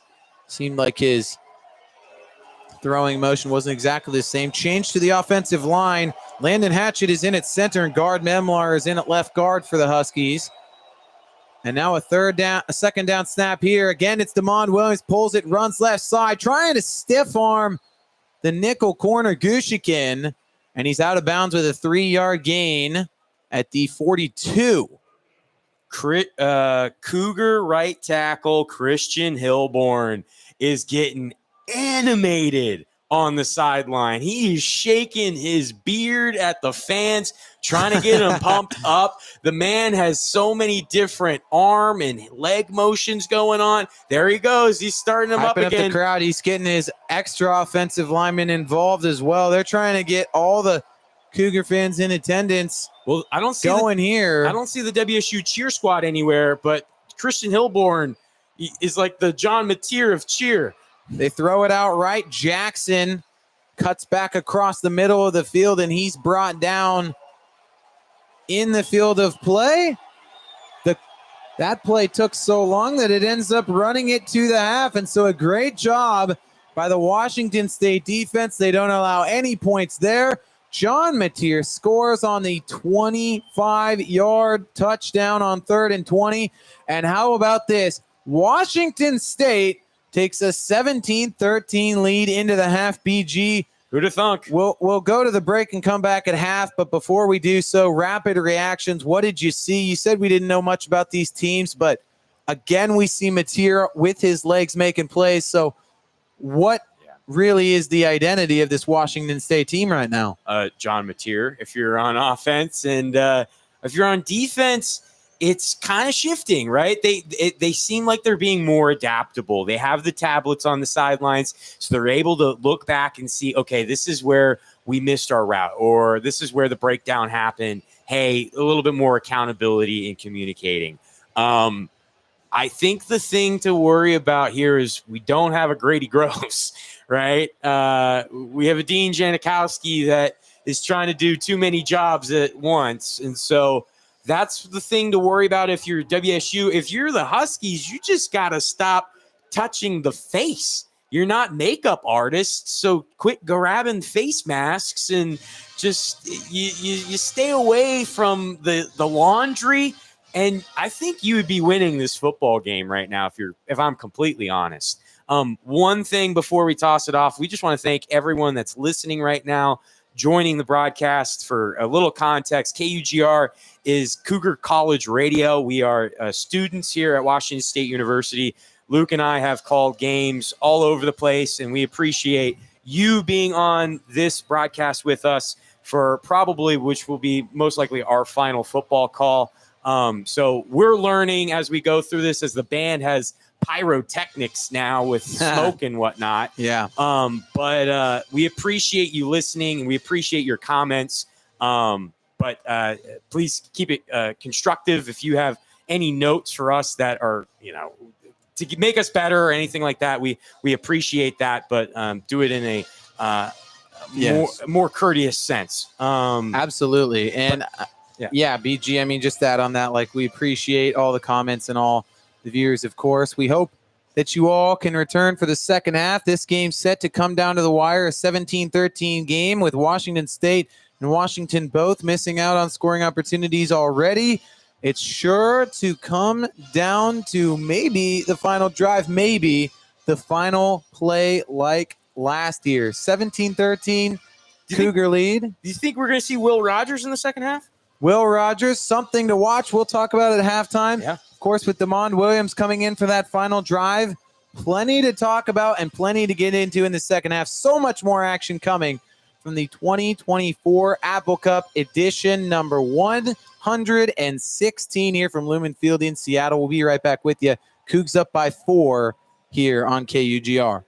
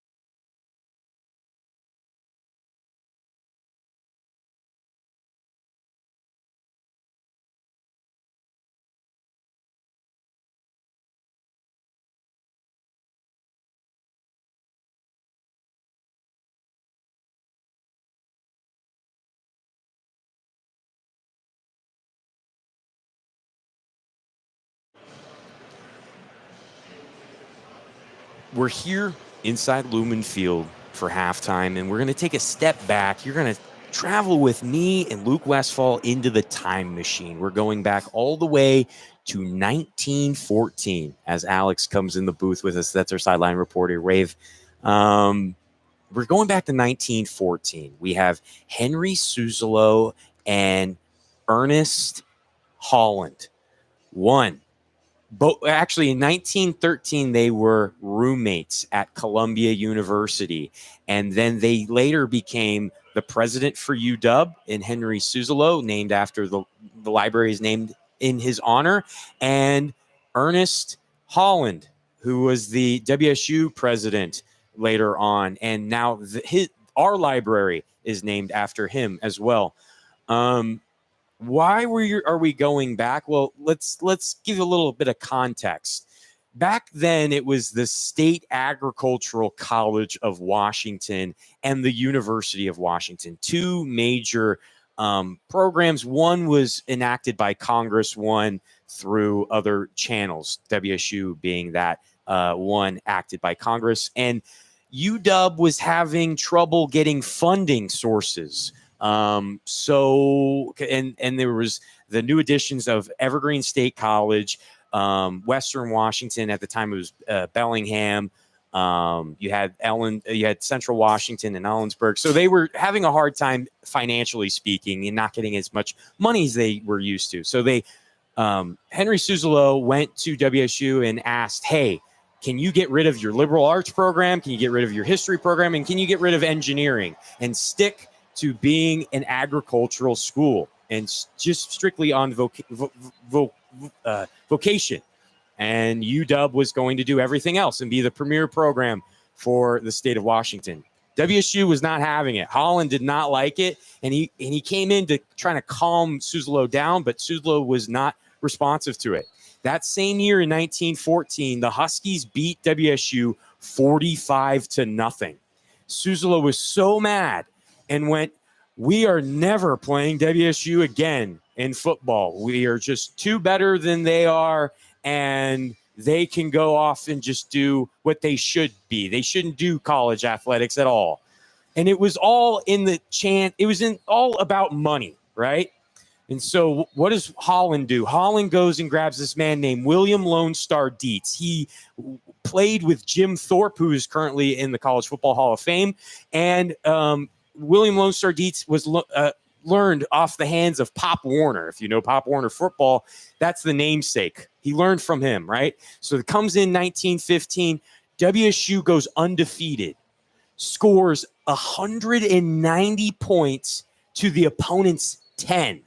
Goes on to what was called the East versus West down in Pasadena, which is now the Rose Bowl, and wins the first ever Rose Bowl and a national championship. And that was all because of a Husky greed. And years later in 1919, UW said, all right, we'll play WSU again because they're just that good. And what does WSU do? They beat them. For context, William Lone Star Dietz is from Eagle Lake, Wisconsin. Jake Dickert, also from Wisconsin. UW leaves WSU in hopes for money in a Pac-12 or in a media rights deal with the Big Ten. WSU is left in the Pac-12. We have Mark Twain often said history doesn't repeat itself, but it often rhymes. So Luke, do you think this is the opportunity for the Cougs to win out at 17, up by 4 points, 17-13 at half, and go to the college football playoff and win our second national championship? I will caveat that national championship isn't recognized by the NCAA, but it is recognized in the Washington State legislature. So what do you think?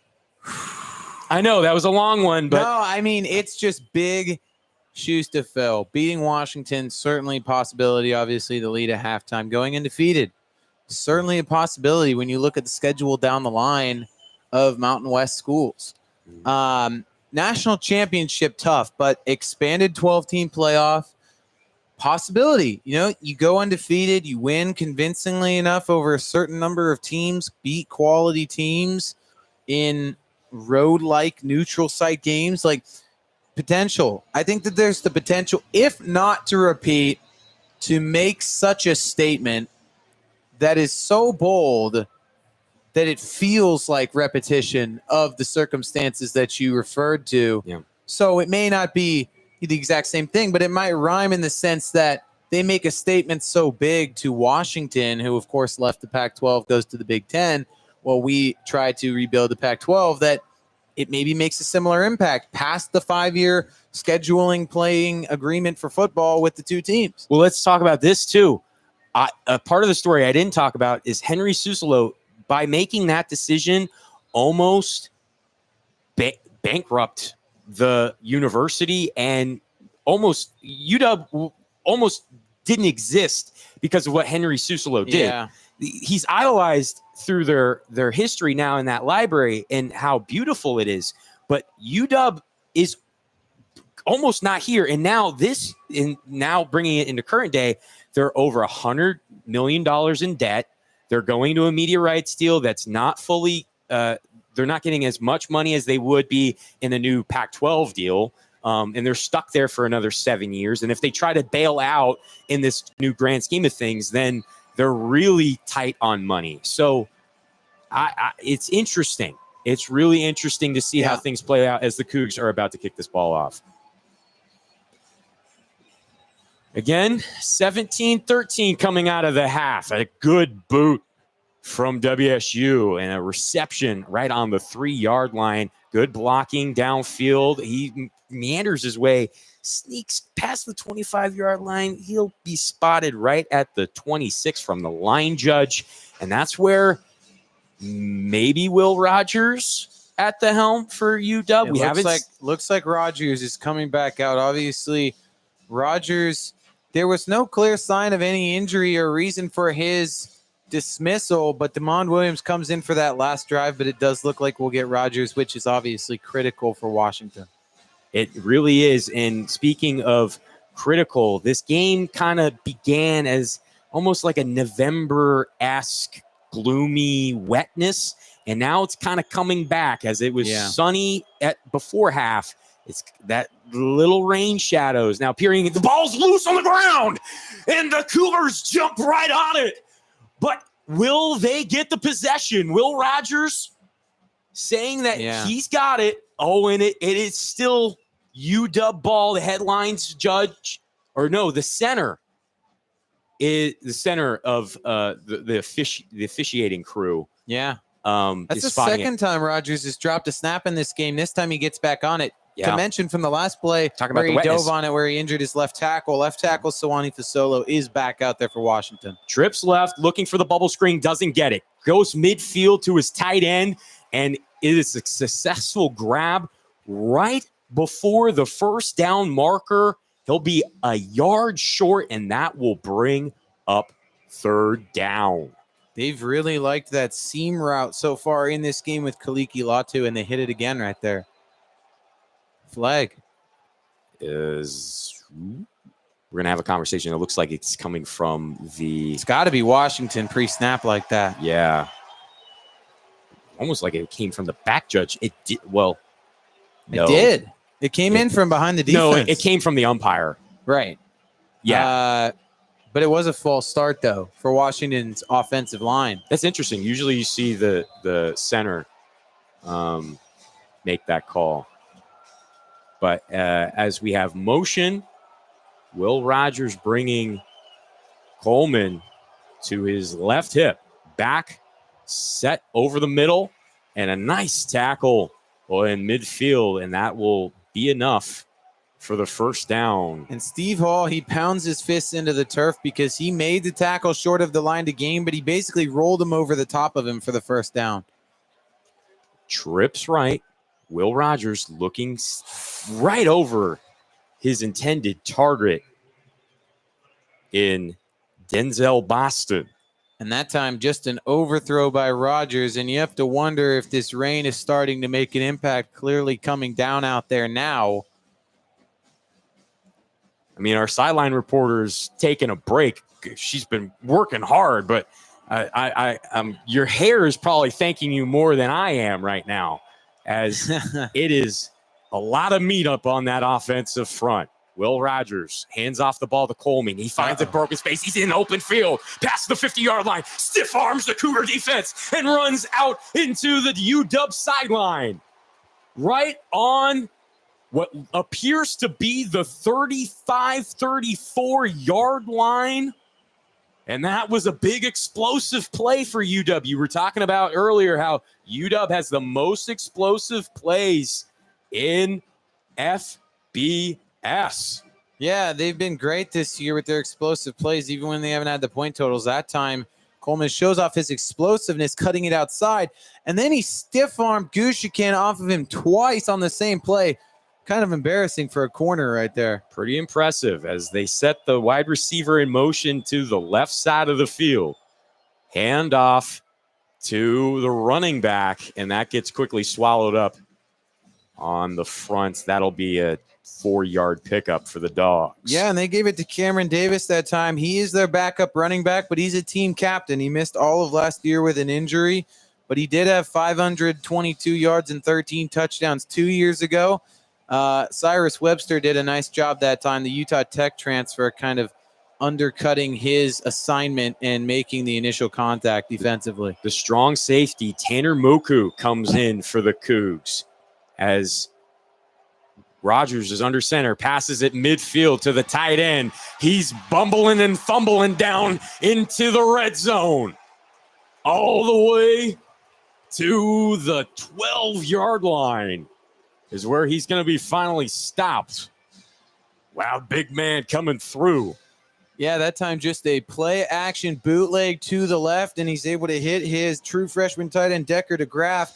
Through 2 weeks, he only had 3 catches, but out of those 3 catches, he had a total of 88 yards and 2 touchdowns, including one 33-yard touchdown and one 40-plus yard touchdown. So when he touches the ball, big things happen. 2 defensive tackles, 2 defensive edges come back in for the Cougs, resetting Rogers under center, flick back to the running back on the wide out, and that gets stopped right at the 10-yard line. It'll be about 2-yard gain for the Dogs. It's interesting how they use this running back rotation because this is obviously the 3rd running back they've used on the drive, pitching that last ball to the true freshman Adam Muhammad.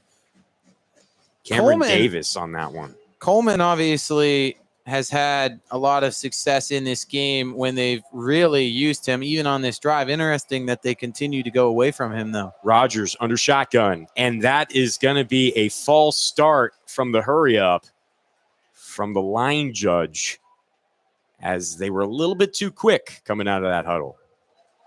So second false start of the drive. We talked about Washington shooting themselves in the foot. They've had multiple face mask penalties in this game, and obviously now multiple false starts on this drive alone. Well, by the looks of it, they're not just shooting themselves in the foot, they're hurting their kicker's foot in Grady Gross as if it does get to a 4th down, we'll have to get a little bit extra leg in the boot, but I don't think he'll have a problem with that. Rogers from the shotgun, Muhammad at his hip. Looking from the right side of the field. He's got a wide open wide receiver, and it is incomplete.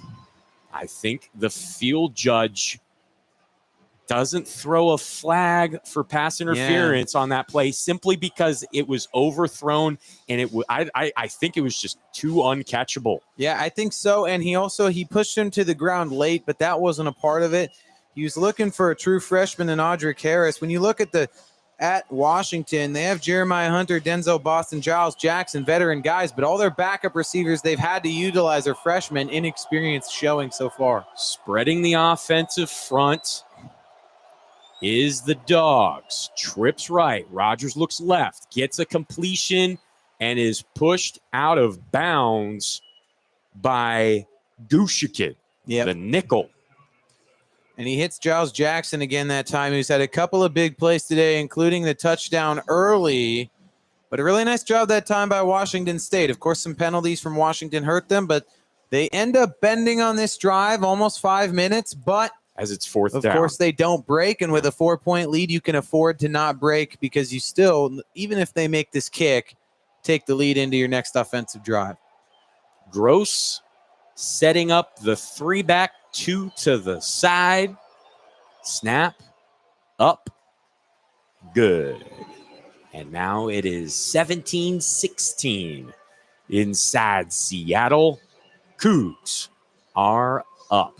You know, we were talking about maybe having a halftime show on like what was going on, just strictly speaking, with ones and zeros, X's and O's.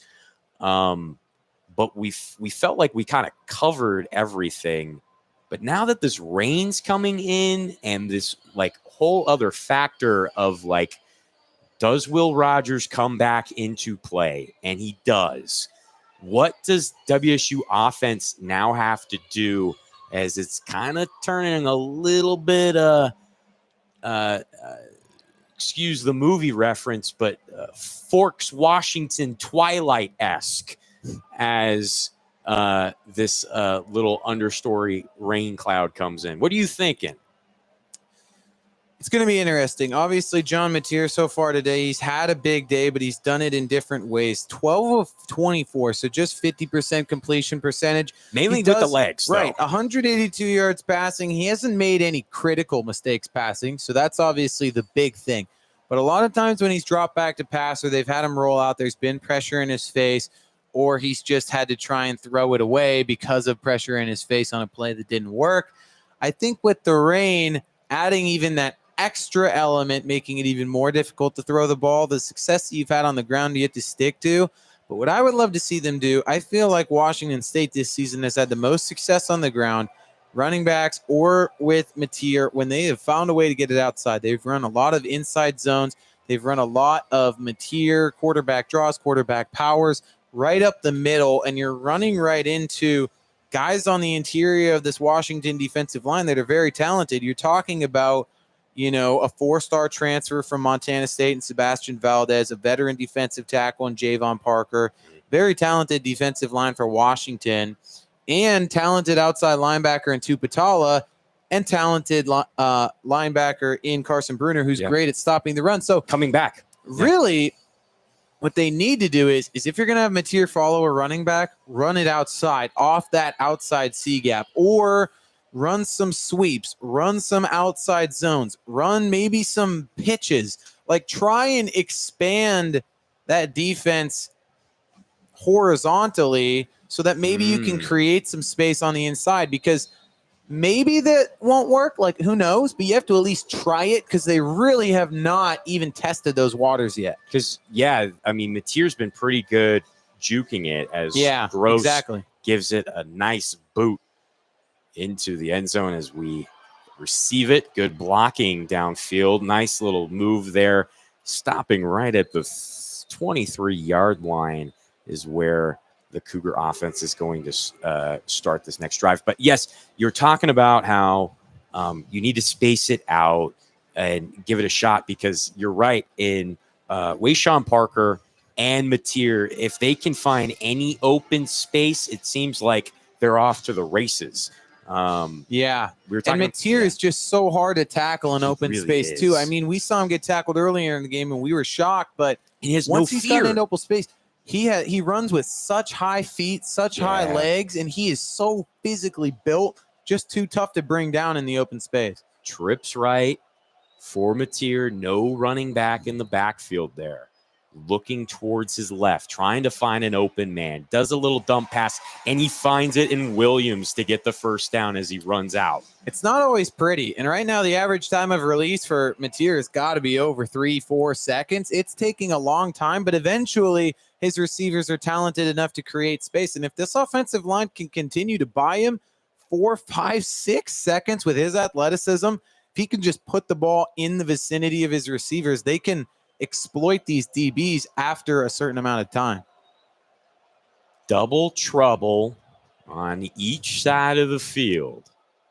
Mateer looking deep downfield. He's got an open man, and it's just a little too far out of his reach. The intended target on that one looked like Kyle Williams. Yeah, it's kind of hard to see from the far side of the field there. They had Cameron Broussard, the backup safety in coverage, transferred over from Sac State, one of a couple of guys that transferred from Sac State a season ago. Go Hornets. Absolutely. 916. Love the Big Sky. No speed limits out there, you know. And that time, he kind of got left in the dust a little bit. Needed to step on it, but just a little bit of an overthrow by Mateer. As a flag is thrown on the field. Looked like too many men in the backfield maybe on the offense. Oh, that's an interesting one, especially with UW's offense, the way it looks with the tight ends. Yeah. Kind of, they fan out. It almost seems like why are we calling it now? Because I would have called that in the first half too. It just seems like an odd timing. And that really does set the Cougs back as it's second down and 15. Mateer drops back, looking right to the field, doesn't find anything. He's moving his legs. It's just, the gap is swallowing up, and that pocket does, in fact, collapse.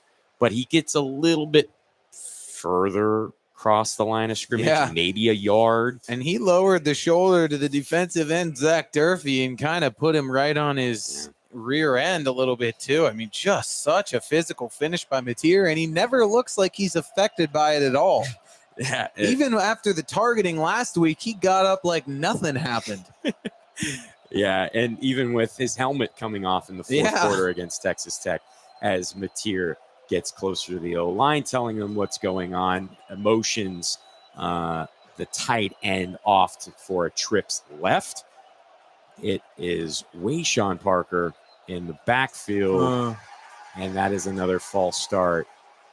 Or that just a false start for WSU, as the offensive line just holds their hands up to the sky and is asking why. I think that was Noah Dunham, the backup center, that was kind of confused, and Devin Kalani was a little frazzled by that. He's just, what do you want from me, umpire? Umpire is the one who's spotting that for this drive. Trips right now. Rashad motions out. Mateer's looking downfield. Pocket collapses, but multiple flags. It looks like Washington State, including Lincoln Victor, who graduated last year, he's on the sideline just with the team. He was pointing at it immediately. I think they want to get Thaddeus Dix in the corner for a holding. Oh. Well, we'll check in on that. It is 3rd and 18 right now, as the officials are having a conference. Once you throw multiple flags on the field, you have to make sure that you're communicating the right thing. And it was indeed, and that's going to be an automatic first down, BG. Wow. How about that to bail you out? Washington again. I mean, even when it seemed like Washington State was shooting themselves in the foot, Washington pulls out a bigger pistol and shoots themselves again. It's just, what are you going to do? What are you going to do? But as a Coug, you're pretty happy right about now, as a handoff to Parker cuts downfield. He's making moves. He gets his way all the way to the 25-yard line. He's down, spotted at the 27 right now by the lines judge. 50-plus yard touchdown run, 50-plus yard touchdown reception in week 1, 40-plus yard touchdown run last week. This kid is so explosive. Wayshawn Parker, the true freshman. Jake Dicker was having a conversation earlier this week. They were kind of disappointed that, he had such an explosive senior year. But it doesn't seem to matter, as Mateer makes that throw, gets a good reception, a spin move from Kyle Williams, and he crosses over the plane to get that first down. Huge. Chris Hudson. And that time, a great in-breaking route, and he follows the football inward to then get that angle on the defender inside. Defender tries to roll tackle. He spins with the tackle to gain those extra couple of yards and fall forward for a first down. Parker comes out. Looks like Pulalasi checked in. And Mathers, the starting tight end for WSU. Mateer sets his wide receiver in motion. A lot of meat, pressure up front, and it's a good pass, and he gets to the pylon. That's a touchdown for the Cougs. How about Josh Meredith, BG? Last week, he had 2 of the biggest plays for Washington State, but he also had 2 drops. No drops so far today. How about a touchdown for the kid that just couldn't find any space in the receiver room a year ago? Transfers out. Josh Kelly leaves. Here comes Josh Meredith, is that number 2 guy, and he finished that play off with a beautiful textbook Madden animation touchdown dive to the pylon, reaching the ball out. You love those touchdowns where they take out the pylon. Just so explosive on that play. Janikowski sets up for the kick. It's not a guarantee with this guy, as this does go through the uprights, making it a 8-point lead for the Cougs. So if you're UW, if you want to tie this thing up, it's still 5 minutes. There's 6 minutes left into the third quarter. Yeah. But if things stay the same, you have to get a 2-point conversion just to tie the ball game up. Right. That's one of those really interesting situations where you debate, are you the aggressive Dan Campbell type and you want to go for 2 and fall back on a 7-point lead, but potentially take a 2-possession lead? But they play it more conservative and make sure that Washington has to get that 2-point conversion. It also means that there is no possible way for Washington to take the lead on their next offensive possession. Yep. So that's a nice security blanket. So a little bit safer, but also a smart play with 6 minutes left in the third quarter. I think it makes sense. But even if they score a touchdown, it forces the Huskies to think about doing a 2-point conversion. And let's just say they get the 2-point conversion. Worst comes to worst, it's a tie ball game. But if they don't, it's a big momentum thing coming out of that, hey, at least you stop the 2-point conversion, right? I know we're speaking hypotheticals way in the future here. But I think the Cougs maybe like the rain?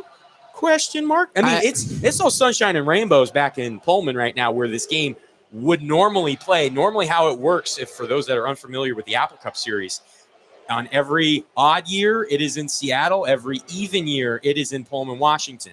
There has been some alterations where some years they play up in Spokane and some years they go to Ellensburg, but that hasn't happened since the 60s. In fact, the last time these two opponents were in separate conferences with each other and played in what was back then either the Governor's Trophy or the Apple Commission Cup was. You want to take a guess, Luke? You have any guesses when the last time that happened was? Oh boy, I'm not as tapped into WSU history as you. I'll tell you this. I'll give you a hint.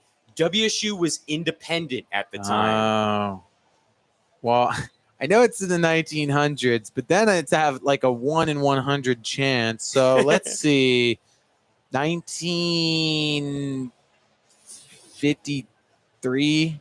You're getting warm. I don't know. 1961 was the last time WSU and UW played each other, and we weren't in the same conference. 62, we came back. The Apple Commission was like, we want to sponsor this event. This is a momentous occasion.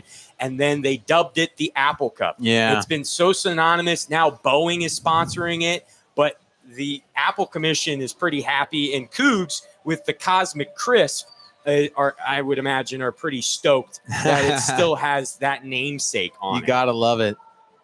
As the Cougs get ready for this kickoff here, a big boot sailing it, hitting the C in Cougars. Dickert even said that Ryan Harris, the kickoff man, is a weapon. I mean, last week they faced Texas Tech with Dre McCray, who's one of, if not the most dangerous kick returners in the country by production. Yep. And he didn't do anything because they either pooch kicked it or they booted it out of the back of the end zone, including one pooch kick on the opening kickoff of the game that was fumbled and they recovered. So you never really think about it too much, but Washington State has an advantage in a kickoff, man. Who would have thunk? Who would have thunk it? Who would have thunk? And now, would you want to maybe have him try to do some field goals? I mean, he's got the big leg. He does. That's for sure. It's definitely made out of rubber, as Will Rogers is under center, throwing it to the right side of the field. He finds an open man.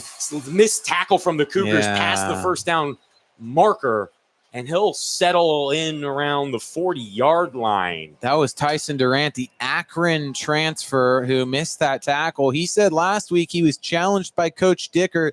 Then he came out and played a much more physical, aggressive game, tackled much better. But he's had a little bit of a rough day today. He's been beaten in coverage a couple of times. He's had a couple of missed tackles. So hopefully he can kind of lock himself in down the stretch. Will Rogers under center again. You have one of your, I think, two running backs. One it lined up as a fullback. Yeah.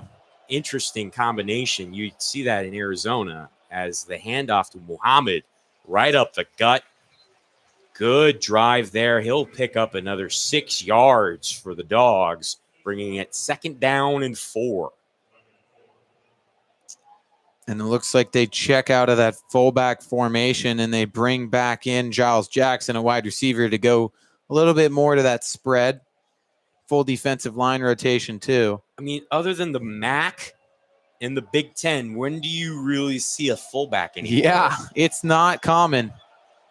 So that's kind of a fun look as Rogers sets the receiver in motion in the shotgun now, passes it to the right side of the field.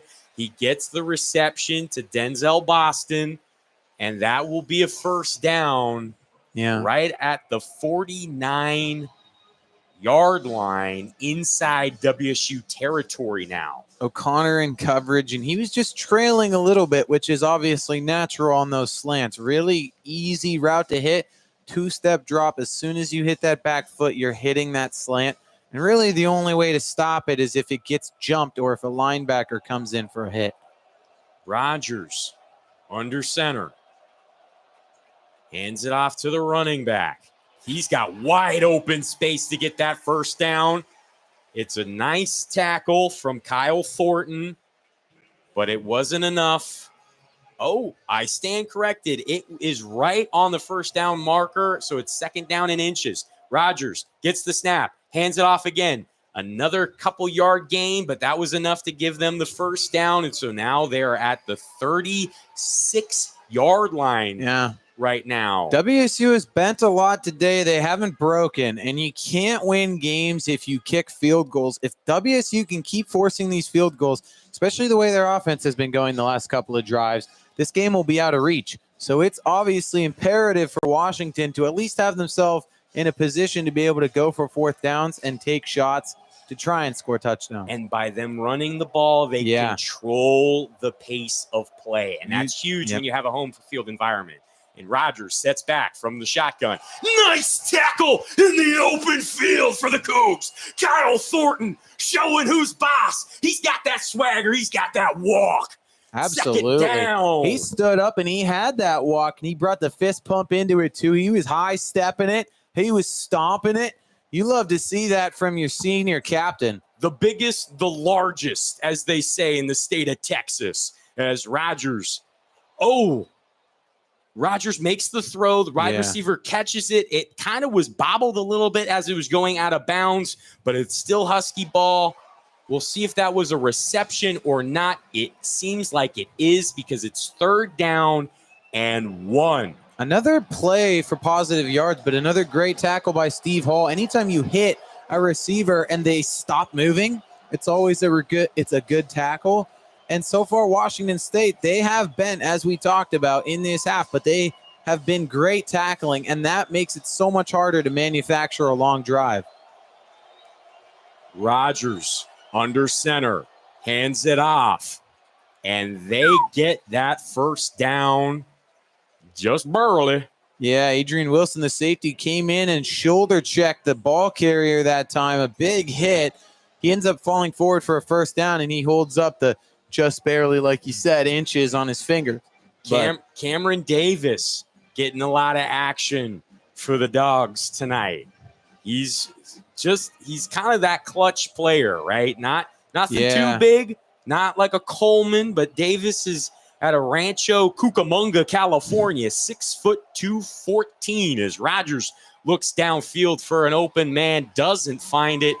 Good defense for the Cougs. Of course, you look in the stands and you'll see Cougar fans saying clean, Husky fans doing the flag motion, but Steve Hall, Yeah. I mean, that time you're tied up one-on-one, and if the refs, first of all, rivalry, you're letting him play. Second of all, equal contact. The receiver's trying to push away. The defender's trying to keep him there. I mean, when it's equal like that, you just got to kind of let him fight for it. And Washington State, Steve Hall ultimately wins that battle. As I've been in those officiating rooms, I can tell you that if you are a corner and you're looking at the ball and where the play's at, then they're going to lean more towards letting you play it out, as that run design is successful enough to get a couple of yards here on third down, but it's still a long road to hoe before the Dogs can enter the red zone. Rodgers, again from the shotgun, whips out of the pocket. Looks out, and it's a good sack. Coming and closing in. The Cougs get their claws on Rodgers. Andrew Edson with a big play that time. And we talked about Rodgers, not super mobile. He's in open space, one-on-one with the defensive end, Andrew Edson. And Edson, beautiful pursuit and tackling, brings him down for the sack. And now it's a long, rainy field goal here for Grady Gross. And once again, the Cougs bend, do not break, and force another try for 3. Gross has kicked it from a lot further. This one, I think, is about 43. About 43 right now. But I still think he'll knock that down as the snap is up. I think the third quarter ended before he kicked it. Maybe not? No, they say good. It's what, I guess, one end zone to another. I don't know if there's not a lot of wind going on right now. If there was, we would see it from those little orange flags at the top of the field goal posts, but they're kind of stagnant. Maybe if a sousaphone from the UW band starts playing, they'll start blowing, but not that large of effect. End of the third quarter, you're seeing a lot of fists up in the air on the Coug side, a lot of fists up in the air on the Dog side.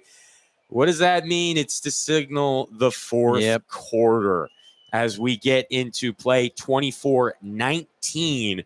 Cougs are up by 5. Luke, what's got to happen? Do you need to just shut down the offense like you did on that drive there and keep them to field goals? Or do you just, throw an air raid mindset, kind of like a 2019, 2018 Oklahoma, where you just try to score as many points as possible and just let defense go to the wind? No, I just think that they have to continue with the rain and with time of possession, the way their defense has, allowed some points and yards, but not touchdowns. They have to control the ball, run the ball. I think Mateer has been successful. You got some more success on the ground from Wayshawn on the last drive. Only throw when you have to spread the defense out and lighten the boxes. But ultimately, I think that the goal of the next drive is to wear down the opposing defense, give your defense more of a breather, and hopefully come away with at least enough points to make it an 8-point lead again. But if you can score another touchdown, it starts to get real demoralizing on the Washington side. Okay, let's take a step back. You said a term that might not be too familiar for some of our viewers. What's lighten up the boxes? What do you mean by that? I mean, basically, the way Washington State is running their pass game is, I think it's less of a weapon, the pass game in general, and more of just a strategy to try and open up the rushing attack, because they are rolling Mateer out left and right to try and spread out the defense horizontally so that they have to focus on that. And when they do throw, it's just deep enough. They take just enough deep shots, whether successful or not, and just enough shots to the middle of the field that hopefully Washington can't have 5, 6, 7 guys on the line or load up the box with linebackers and running backs and stop that run, because they are able to have just enough success and show Washington just enough looks to make them think that they could throw deeper. So they have to be prepared for it so that they don't get burnt. By doing that, you allow yourself to run the ball more successfully with better numbers and just a better overall ratio of blockers to defenders. And so for our viewers that are watching at home, if they're, syncing the telecast right now with our voices, but are also looking at the field, where's that box that you're talking about, where that key line between the run versus pass? It's basically, you're talking about the box. You're talking basically end to end on the defensive line. So outside man off the tackle to outside man off the tackle. Okay. Usually about 10 yards deep. The big boys. Usually about 10 yards deep and then straight across, and that's kind of in the box. So perimeter corners, deep safeties don't really count. But if like a corner comes up on the edge of the line to blitz, a safety comes down into the box about 7-8 yards away, those sorts of things are where you would start to think about a loaded box. Or 3 linebackers, 5 down linemen. Those are the sorts of formations you're looking at in those loaded boxes. Gotcha. So keep your eyes out for that as we head into the fourth quarter. That is Luke's linchpin of success as this gets kind of pooch kicked off right on the 3-yard line, but the returner makes the most of it. It looks like it is, I don't know. I would say Leighton Smith. Yeah, Leighton Smithson. But he caught that ball on the 1-yard line. I guess it's a judgment call, but it almost looked like he wanted to like drop the ball because I think he realized that ball was probably going to go out of bounds. Yeah, because if it does go out of bounds, then you're really not in a good field position. Yeah. So I think what he did was right. And no, because if it's out of bounds, it's a kick out of bounds. Oh. You're set up at the 35. Oh, gotcha. Yeah. Well, but it was also close to the goal line too. I guess that would. Yeah, that's why 25. It's such a tough judgment call. Yeah. So ultimately, not a terrible decision. Mateer hands it off to Wayshawn Parker, who finds a little bit of breathing room, but doesn't quite get there. Still second down, though. It was a good explosive play. What would you think? Second down and 4 now? Second down and 5? Yeah, it looks like 5. But the multiplicity of the offense, the defender went for Mateer instead of Parker. Mateer from the shotgun, looking deep downfield. He just missed his wide receiver target in number 0, Anthony Freeman. And it was good one-on-one coverage, but had a little bit of space. If it just had a little less juice on it. Just a little bit too much juice, like you said. Just an overthrow that time, and he's got to dial those in. Ironic because Jake Dicker gives the Juice Award with his little juice box to the most aggressive or impressive player that he thinks that day. As Mateer signals trips left. Snap. Off into midfield. Kyle Williams gets across the line. That will be enough to get the first down and keep this drive going for the Cougs. Absolutely. And just such smart play calling from second-year play caller for Washington State, Ben Arbuckle. 5 yards. You hit that 3-yard slant with just enough space to give Williams room for a first. 14:03 left on the clock. Handoff up the gut. And the gut has been stuffed with a 3-yard run, second down and 7. Right now, that gut you're referring to, that interior defensive line, it's like they just finished off Thanksgiving dinner or something. Had too much turkey, a couple extra pieces of pie, but it's still positive for the offense to continue to run inside like that and gain a couple of yards. But, I mean, as Mateer puts Williams in motion, he runs right up that gut again. Those big boys are up the front for UW. Yeah. Speaking of which, we have a favorite player, and even though we are from Washington State, absolutely, this favorite player is on UW, and you'd be kind of surprised with Logan Sakapolu transferred from Miami, 3-star transfer as an interior offensive lineman, move defensive tackle. 6'2", 368 on the interior. He is a big, beefy boy, and we love those up here in this booth. As Mateer drops back from the shotgun, looking for a wide open man. He signals, runs out of bounds, and he does not get anywhere close to the first down marker. So that'll bring up fourth down. Bringing back to our big old 97. He's from Lee, Utah. And he's almost 370 pounds. We were walking down the stadium, and they were doing some reps on the field goal post. That man is everything that he has been advertised, and it's a surprise that he's not even starting as the punt unit comes out for the Cougs. Good kick from Janikowski. And it's a fair catch signal right on the 22. What do you think? Why could a big man like that not even be starting? Like, that's like a monster. Like, you've eaten multiple people to get to that size. Yeah, I mean, really, the reason that you wouldn't start a guy like that would basically be because, first of all, it's his first year defensive tackle. Oh. He spent, 3-4 years at interior offensive lineman at guard for Miami, and he just moved over because they don't really need the guard. They want the big, I guess purple people eater, and a grimace. Exactly, kind of. And the main reason why you wouldn't have him out there as a starter is mostly because of pass rush upside. Probably doesn't have the same versatility, agility, pass rush moves. And he can definitely eat up space, but I don't know where he is kind of laterally movement-wise.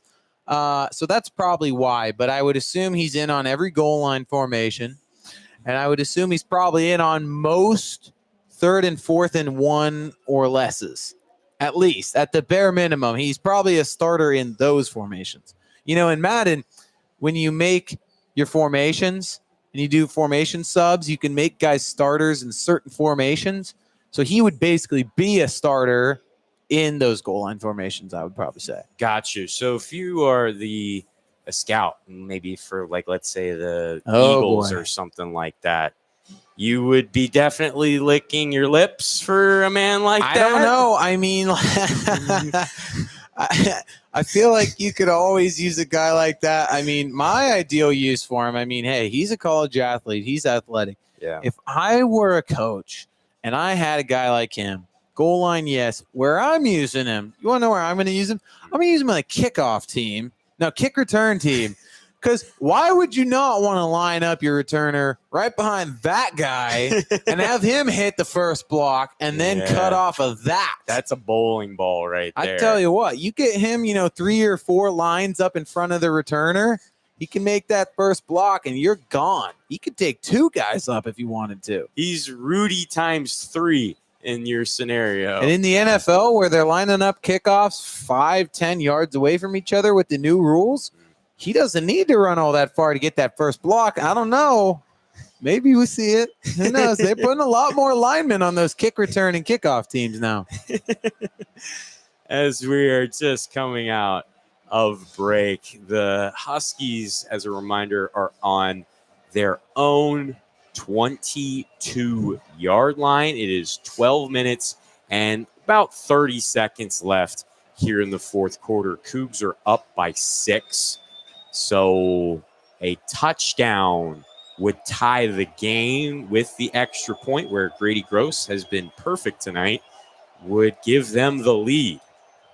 As Rodgers hands it off to his running back, gets another spin off, no missed tackle, another missed tackle. But the Cougs find him and stop him right at the 29-yard line. Yeah, that will be second down, or 24-yard line. That'll be second down and 7. If we were giving out juice awards, I think even though he hasn't made the biggest impact, Ansel Dinenbu, the true sophomore, played a lot last year, made some starts as a true freshman defensive tackle from Aledo, Texas. No matter what play it is, this guy's just jacked. On every play, he is stomping and pounding his fists. He is just so fired up. Motion set by the Huskies. It is sacked by the Cougs. Ram Stevenson, baby. He's been waiting his turn for a minute. Last year, he was behind Brennan Jackson and Ron Stone, used as a pass rush specialist. And this year, he is making his name known. 2 sacks in the last 2 weeks. He is the Cougs' only 2 sacks in that span. I mean, what a job. And how about that? And that'll be a false start on the Huskies. And I can't believe I'm saying this, but I think that it might have something to do with the Cougs that are here. Of few they are, but they are loud and proud and it's just shocking to me. Well, I was talking to a good friend of ours in Levi, and he was saying that there better be enough Cougs in the stadium to rush the field if they win. There's enough in here to make a difference right now. Shotgun pass over the middle, and it is tackled right back at the 29 or 24-yard line, where seemingly we were here on second down not too long ago, and now it's third down. And now you got to punt. I mean, you now put fourth him down. Excuse me. Yeah, you have to punt now. You put them in such a bad situation on third down that they have no choice but to clear up some space for the punter, Jack McAllister. And all of a sudden, your returner has his toes on the 29, 30-yard line. If that's the worst case scenario, then you're in good position here offensively. Again, with the penalties, it's almost fascinating to see as that is lofted up into the air, recepted by the Cougs. He takes his beat on the 30-yard line to try to find some freeness, and he just tiptoes around on the sideline there and kind of gets out right at the 45-yard line. Flag on the play from the line judge. But what I was talking about is you're killing yourself with your momentum with another penalty, and I would be curious to see if this game happened in November. Do you think the Huskies would have had this many penalties? Well, you're talking about new coaches from top to bottom all over the place, just so many new players. You're talking about they lost 10 guys in the draft, more to graduation. They had 31 transfer out. Then they had 26 more in total transfer in, 28 in total, but then a couple extra. Blindside block on Washington State. So that hurts them. But just to finish, I mean, you talk about the turnover roster-wise, coaching-wise. You're only in week 3. This is your first technically not home game. So there are some more fans, of the opposing team in this stadium. So that obviously maybe makes an impact here. And so I think it's really their first test, too, of a harder team. You're talking about Weber State and Eastern Michigan. So many factors, I feel like, add up to your point of because it's week 3 with all of these factors, you're talking about,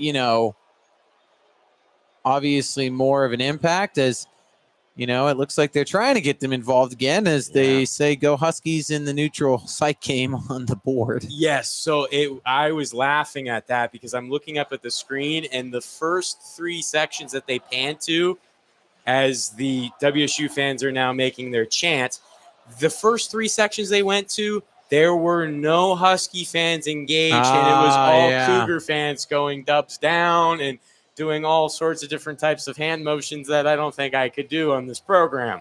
But that's wild. That was, it is very, very wild. Crazy to think.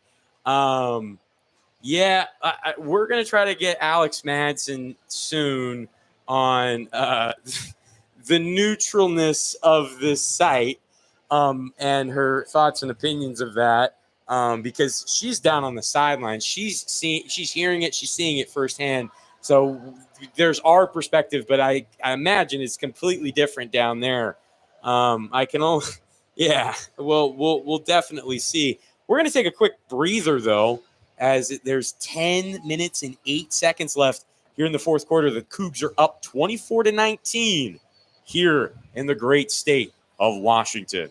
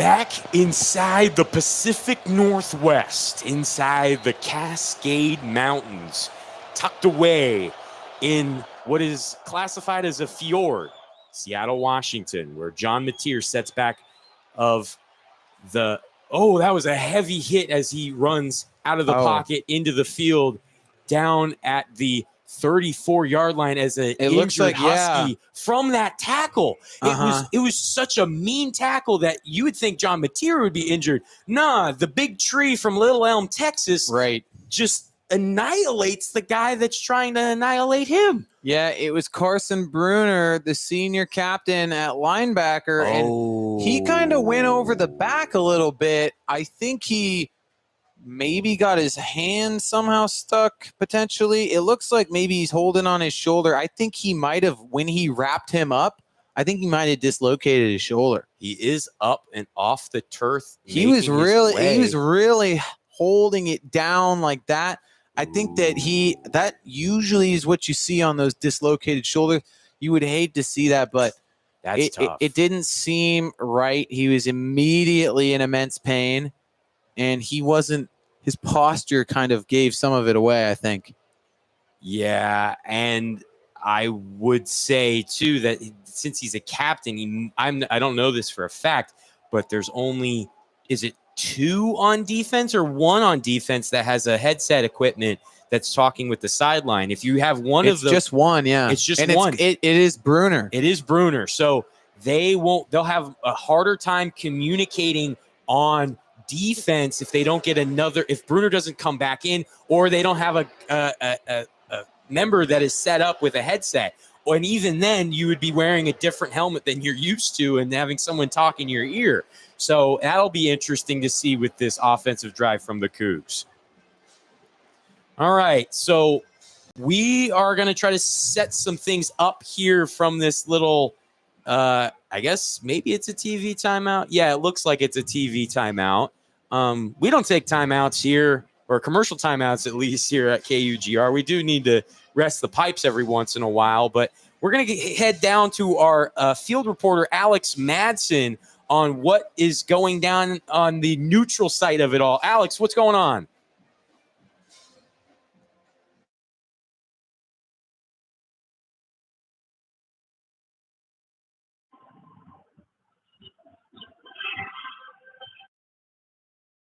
It's cut. Uh-oh. Well, we're going to try to figure out the technical difficulties. I mean, there is probably around, what would you say, Lou? 60,000 folks in here, 70,000 folks. So sometimes the cellular network that we use isn't always the best, especially down on the field. But you never want to make any kind of an excuse, but it's a little bit of a audible sort of situation when it comes to the sideline, and so you just kind of make do with what you got to do. But we're not John Mateer or Jake Dicker. Talking with Alex earlier, though, she was just talking about how all the noise is mostly coming from the Washington sides, and the energy over there, kind of the way the PA announcer was getting into things. I mean, there's some clear signs of that for sure. Well, and you look up at the big board, and they're like saying "Go Huskies," and it's not so. As John Mateer makes a fake sneak, spins around, goes across the pylon, and he does get the first down. It was a big hit that Luke was reacting to. It was a big hit. The reason I reacted, I almost thought maybe they were going to think about looking at a targeting. It looked like as he was going to the ground that he kind of got maybe some head/shoulder to head contact, but I guess it was clean. Whatever it is, he's not fazed by it. Oh, he's never fazed. Ever. Like, man is... You can't be fazed when you're the Wazoo Cam Newton. He tries to set Kyle Williams in motion, brings him back. Another quarterback sneak right up the gut. And again, I felt like we saw this play earlier in the game, and it wasn't working. And now all of a sudden, it is. Underrated aspect of John Mateer's game is ball security. We haven't seen him put the ball on the ground one time in every carry he's had this season. You're talking about a guy who runs so physical, but he keeps that ball so tight. Cam Moore last year had some fumbling issues. He didn't run as much, but he did have some fumbling ball handling issues. This team has not had any issues with that. they're feeling really good about that so far, but he needs to make sure that his accuracy is a little bit more dialed in. As Mateer drops back, tries to throw to Williams, and it's intercepted by the Huskies. That looks to be Thaddeus Dixon, who then gets brought down at the 40-yard line. And another key thing here is Chris Hudson has hit the deck, holding his wrist/forearm in pain. Also, Ryan Stevenson, who had the sack earlier, just went into the medical tent. So the injury is starting to rack up for Washington State as Hudson has to sit down right now. That pass, it was multiple parts to why that pass did not work. Number one, yes, it was underthrown a little bit by Mateer, certainly. Number two, there was some Kyle PI. Williams was not looking for the football. I don't know what happened, but he was like, it was like he was sprinting to the end zone and like he was racing the defensive back, and he had no goal but to get to the goal line first, but he never looked. So he never had a chance to come back to the football because he never even saw it. I don't even know if he knew the ball was in the air. It was like he was throwing a ball to Thaddeus Dixon, who was running a route for him. I don't know what happened. And then you add in the well underthrown ball, and it's just a really bad combination. And then, of course, you have you add injury to insult in this situation with Hudson and Stevenson. Hudson takes off his helmet. He seems like his arms are doing okay. He's having function, but he's not enthused about something, dropping his helmet off the sidelines. And they already have a man in the medical tent, so I don't know where he's going to go. Well, then better get cozy because it looks like they're going to join up. So we got two Cougs in that medical tent right now, as the UW offense is now going to take the field. To your point, though, there was a little bit of PI with, I tread carefully simply because he was grabbing. Kyle Williams' shirt was clearly being grabbed. Dixon was holding in that aspect, and there was an adherence of movement, right? But then you also want to let the play develop. You want to have little bouts. You want it to be it's still football, right? But I can totally see how Coug fans might not be too thrilled about the call on the field if you're watching the reviews right now of that interception.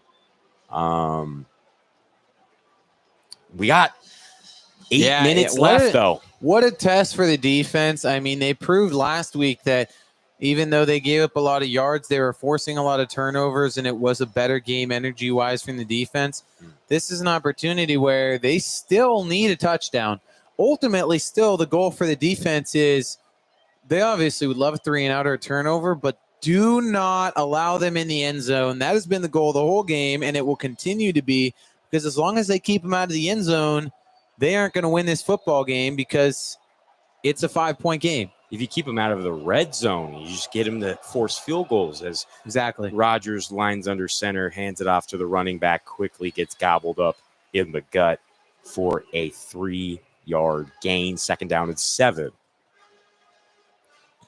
And obviously no Stevenson potentially on this drive, went out with the injury. They have that full defensive line rotation they do, and the first team basically is Dinenbu, David Gusta, Cyrus Webster, and Andrew Edson. So they have that starting defensive line out there, but Stevenson, the big sack, obviously on the last drive, maybe not available. Might just be me being subconscious about it, but every time I feel like we mention the defensive line, there's a big play that happens as the running back for UW finds some open space and gets the first down, and that would be Jonah Coleman on the first down carry, and that exactly happens. What I was just alluding to is Will Rogers sets back to pass. It almost gets sacked in the pocket. That's absolutely got to be intentional. I think it's intentional grounding. Because there's no one because there. I think he was still in the tackle box. He was being sacked. There's no receivers in the area. He didn't get that ball out of bounds. The line judge is having a conversation with there the goes the flag. There goes the is. flag. That is huge. intentional grounding. Obviously, you not only get the penalty, but you get that loss of down. He was being dragged down on the sack, and he just throws it. It did get past the line of scrimmage, but there wasn't a soul in the area. It didn't get out of bounds, and he was still in that tackle box. So that's basically a sack for the Washington State defense. A great job by that D-line. And also Stevenson is back in there, so good to see that he's healthy. So here's an interesting tidbit. The only person that can call intentional grounding on the field is the white hat or the referee. The linesman saw the intentional grounding, went to him and told him that, hey, it was clear as day. And so then it had to be the referee that did it. But as they make a pass over midfield right at the 50-yard marker and get down right at that Cougar logo there, now in Cougar territory again, I just find that interesting that you could be a ref, you could see it happen, and you still can't call it because there's certain jobs for certain people in certain areas of the field, as that is a reception for the Dogs, but is just, well, not even close to being down for Rashid Williams. But I think they're going to go for it. They're in plus territory, medium yardage. And there's a false start. That was Kaliki Latu. He jumped right offside. Yeah. They went so fast that I think that they outran kind of their own internal clock with Latu that time. Wow. That is they just keep shooting themselves in the foot, and now they have to punt. They really do. I really think UW lost this football game. I mean, to be completely honest. UW right now is losing themselves the football game. Yeah, good present tense there. Anything could happen. Anything could happen. In fact, there could be a fake punt on this punt. You never know. Play. Our guy Sagapolu is in there as an up man. Jed Fish. Oh, look it. They're even signaling like something's going to happen. But it's normal as that gets high fly. It's a fair catch symbol right at the 12-yard line for the Cougs. That's where they'll start their offensive push. Jed Fish has been known to have some crafty plays up in his playbook. We saw the USC game when we were down in UCLA. Just incredible goal line stance to do that. But we're here on the western side of Washington, not where it usually is this time of year, but so many things have been so out of whack with all the chaos that has gone on. And now it's time to show the Go Cougs symbol on the Jumbotron. Coug fans have been waiting for that, and they are very boisterous and loud about that. 24-19 with 6 minutes left here in the fourth quarter. We'll be right back here on KUGR, the student voice of the Palouse.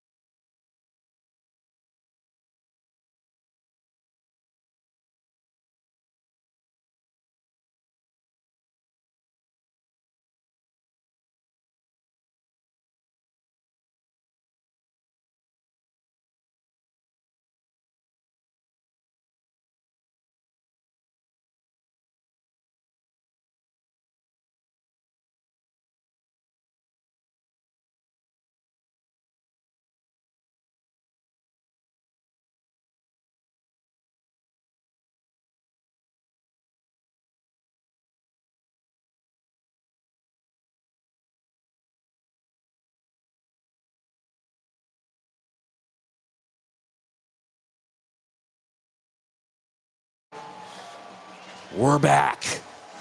24-19. 6 minutes left in the fourth quarter. Ball on the 12-yard line inside Washington territory. A long way to go for Mateer and the offensive attack to make a push. One interesting thing, we are WSU folks, but we wanted to cover the Huskies. We wanted to, showcase some interesting stat lines as that gets handed off to the running back right up the gut. No gain on the play. We thought this was interesting, and we just wanted to talk about it, and partly because it has a tie to the Seahawks. Yeah. And it's two brothers, Anthony Ward and Isaiah Ward, both on the defensive side of the ball for University of Washington. It's kind of cool that two brothers are playing together, but also that you know what? I'll let Luke tell it. Yeah. Obviously, as Mateer kind of goes empty, and they'll run this play, BG. With trips right, looking towards the right side of the field. He does get a reception across the way, right down at the 34-yard line. First down for the Cougs. But I will say, Anthony Ward and Isaiah Ward, they both transferred from Arizona to Washington. Anthony Ward started his career at Washington in 2020 and 2021, came back, so that's interesting. More interesting, even though their uncle is the great Seahawks legend Bobby Wagner, of course, franchise leader in tackles, played many years here at Lumen Field or CenturyLink Field, wherever it was called whenever he was here. And so many great ties between those two guys to Seattle, this program, and to the Seahawks. As Mateer does the quarterback keeper yet again, and that will bring up second down. And obviously, you get to see a lot of Isaiah Ward. He's a sophomore from Ontario. Obviously, they both are. But he gets to play a lot on that defensive line. Anthony Ward, more of a special teamer, has gotten some time late in games this season. But Isaiah is a big part of the defense, and Anthony is just as big of a part of some of their other units. So a really cool combination. Mateer in the shotgun, motioning his guys on the line. Pass. Oh, that was intercepted. And it's intercepted again for the Huskies. That's the second turnover of the day. Ephesians Prysock, the Arizona transfer, and that interception. Which Arizona transfer? One of the 34? One of their four-star Arizona transfers, obviously a highly touted corner, and that was a very poorly thrown football by John Mateer. He's throwing a slant, but he throws it too far up the field, so he throws it right to the overtop coverage of Prysock. And John Mateer has done some really great things with his legs. He's a really good runner of the football, especially in space. He has had a very brutal day with his arm. Yes, and I alluded to it earlier in the broadcast. It's like, yes, he's been a beast with, you were talking about ball security, but you got to get a little bit more accurate with the passes. And to be fair, Cam Ward was like that last year. It's nothing new for this Cougar offense to have a gunslinger that takes some risk and just, puts his heart out there. I will say, though, that this O-line, I don't know if you agree with me on this, but this O-line this year, in my opinion, is better than the O-line was last year for Cam Ward. Well, it's pretty much the same offensive line. The only real difference is that the center is new, but he was on the team last year. Yep. Kalani obviously was the backup for Gomnis. You still haven't seen Fa'amoe go out there, so it could still get even better. But everyone that is playing on this offensive line was on the team last year, starting at left guard as we've moved things around to fill in for Fa'amoe, has been Rod Tialavea. But they've had an additional year to exactly. experience. And so they have a very good continuity on that line. But I start to wonder, you have a guy in Zevi Ekhos who is the backup, transferred from Bryant. And I know that Mateer is so electric with his feet, but you keep trying to throw the ball, and he is setting up Washington with extra opportunity after extra opportunity right now with his arm. Yeah. the biggest reason why he got the nod over Ekos was because of his athleticism, and he does have better arm strength, but Ekos, even Dickert admitted after the quarterback competition, is the more accurate passer. So you have to wonder if that starts to maybe kind of plant a little seed in the back of his mind that they need someone that's not going to go out there and turn the ball over. And that's what he said in camp, is that they had to put the guy out there that would not turn the ball over. And so maybe they'll just go exclusively back to the run, or maybe they give him a shot, or maybe they trade the quarterbacks out snap by snap. Who knows? But I tell you one interesting thing, BG, they're starting to line up a lot of security around the crowd on the edges. They're putting fences on the far end zone. They're preparing for somebody to storm this field. It's a close game, and it can go either way with 3 minutes and 52 seconds left on this clock as they review the interception call. I think they're looking at what was the time where he was down / out of bounds, and getting things straightened where it is, because it was no interception, incomplete. Whoa, wow, that's massive. My goodness, that is huge. That's massive. That's huge for Mateer's confidence. That's huge for the guys in the press box next to us are just going crazy in that suite next to us. They are loving it. And they're in a suite right next to Washington. That's so funny. But well, yeah, the Washington folks are like grappling their knuckles. That is a huge shift in momentum back to Washington State. And the offense gets to go back out there. So it's huge. I really wish we could have seen like a replay on that. They didn't show any replays on the board. Oh, it's so funny. They're saying UW makes some noise, but the KUGR posse is just pumped up right now as it's tripped right. They had to have been offsides. They might say Washington wanted a false start, but they entered the neutral zone when they made their move defensively. So that should be offsides. We'll see. They drew the movement for sure from Washington State, but they were across the ball. It's like two kids in a sandbox telling mom who hit who. So, wow, that is a bad call. That's really bad. Well, here's the thing. Where we are positioned, we have the ball right now. That ball, where we are positioned, we are right down that line, and he was a whole half a body over the ball. That's a shocker of a call right there. He needs to touch him. Like you can go and you can't be in the neutral zone though when you draw him offside. When you draw his movement, exactly. They did it again. That one has to be offsides because he was in the neutral zone again. You can't do it twice in a row.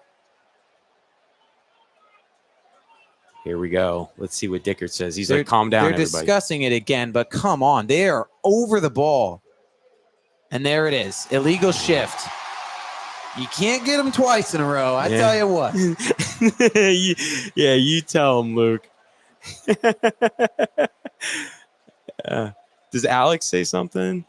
Yeah, Alex just has some thoughts for us on the neutrality of this game, but I think we should get into that. Let's come back from Mateer having Wayshawn Parker on his left hip, trips right from the shotgun, looking down deep downfield, try to get something, and I don't think he caught it. Finds Williams, and it is an incomplete pass. But even if he did get it, it's still not enough for the first down. Yeah, the only thing that is good if he does catch it is the clock keeps running and maybe a few more yards. But, Kyle Williams put his hands on his head immediately. You knew that wasn't a catch. For even Superman makes a slip up every once in a while. Yeah, Superman has kryptonite, you know. Yeah, exactly. I like that. Here's the deal. Hold on. Before you say that, it wasn't a great throw either. It wasn't a great throw, but this is a big moment here because this is where punters do matter. As Janikowski launches it deep into UW territory right at the 30-yard line. Getting about 60 yards. maybe a little bit more on that kick. That was a nice punt, Yeah. especially for a kicker. But, I mean, here's the thing. Yeah. I said on the last drive that the defense, all they have to do is not give up a touchdown. Same thing here.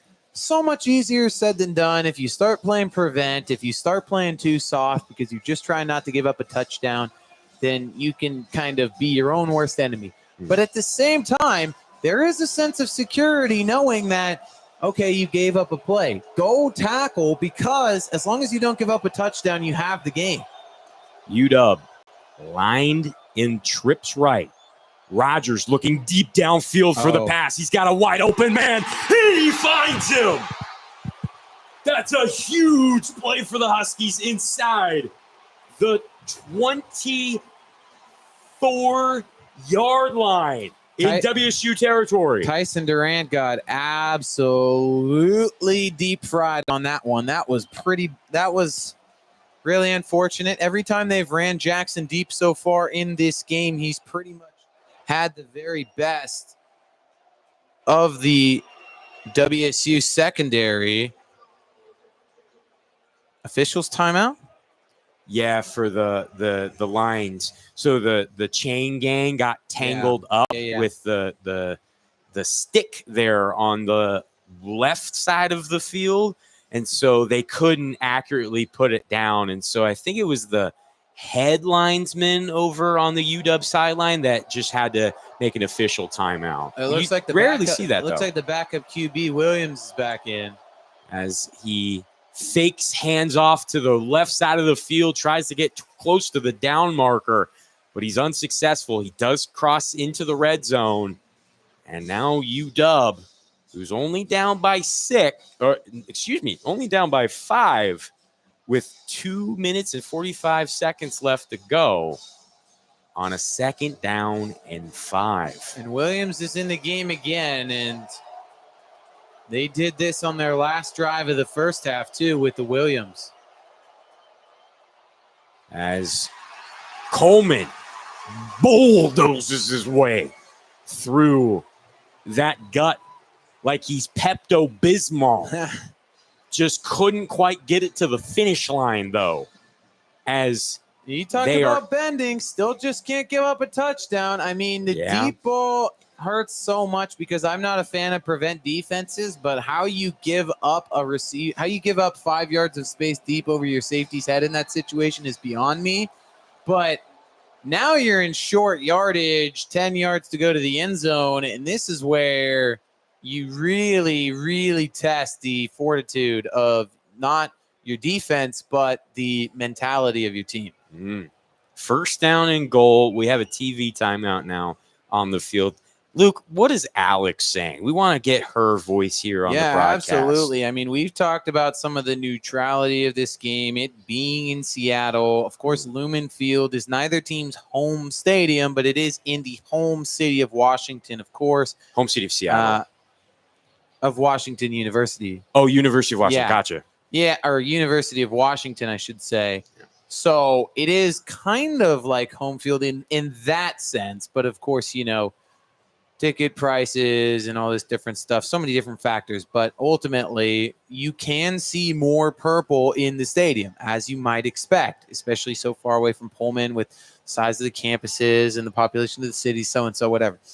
But basically, Alex is reporting to me from the sideline that, this is a game that both fan bases wait all year for. This year, they didn't have to wait as long, but there's just a lot of differences, obviously, between this game and in the past. It's just not the same Apple Cup necessarily.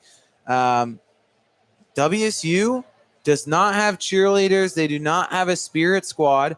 Washington does have cheerleaders and their spirit squad in attendance. That's notable. Obviously the biggest difference. And then another one is that obviously clearly more Husky fans, just a little bit. And the biggest difference that she mentioned to us is that there's a little bit of a difference as comm majors. We sort of study this sort of thing.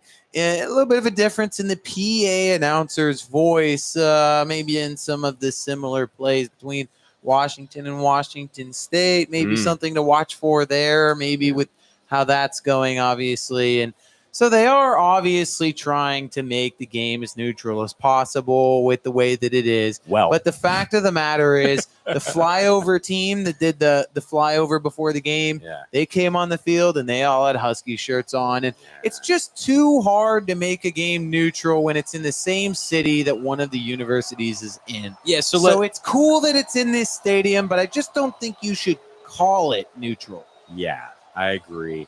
As our good friend DT does remind us in the comment section, it was the 2-minute warning here in Lumen Field. So that's what that timeout was. You got that, DT. Yeah. That's our resident KUGR official. Yeah, I know a little bit about rules. This man takes it. He wrote the book. He wrote the book indeed, as Will Rogers hands it off to Coleman and gets swallowed up. Oh, boy. Andrew Edson again. He's been making plays all day. 2nd down and goal. He has a sack today. He makes the big play there. That's another tackle for loss for Edson. And they just created a wall, and Edson just finished the job. Rogers still has Coleman on his hip, calls an audible. Make sure this offensive line knows what's going on. Looks down in the end zone. And it's tipped by the Cougar defense. Wow. Good defensive stop from the Cougs. That you were just talking about it. Yeah. Bending, not breaking. And they do just that. That was a huge 2nd down stop inside the red zone. And, of course, every Husky fan is going to have their hands up. They want pass interference.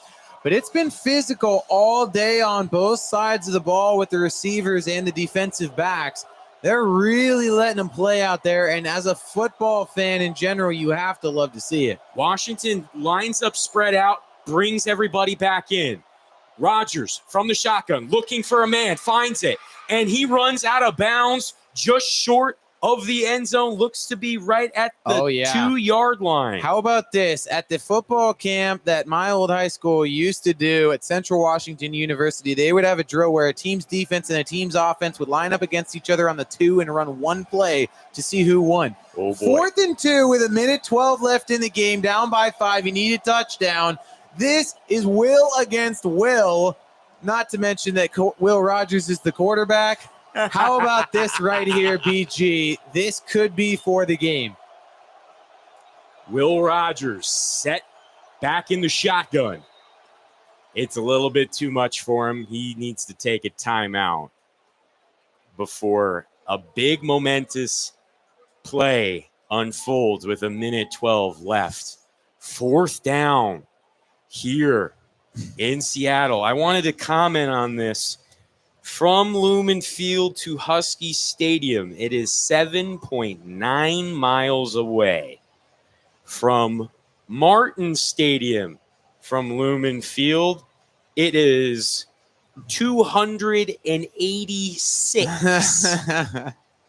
For context, that's the distance between, well, let me fact check this, but I believe that's the difference between Baltimore, Maryland, and the state of New Jersey. But yeah, that's amazing. I double check. 286 miles to come down and have this game potentially come down to one play. That's what you sign up for as a defensive-minded coach in Jake Dickert. Not even. Not to your point.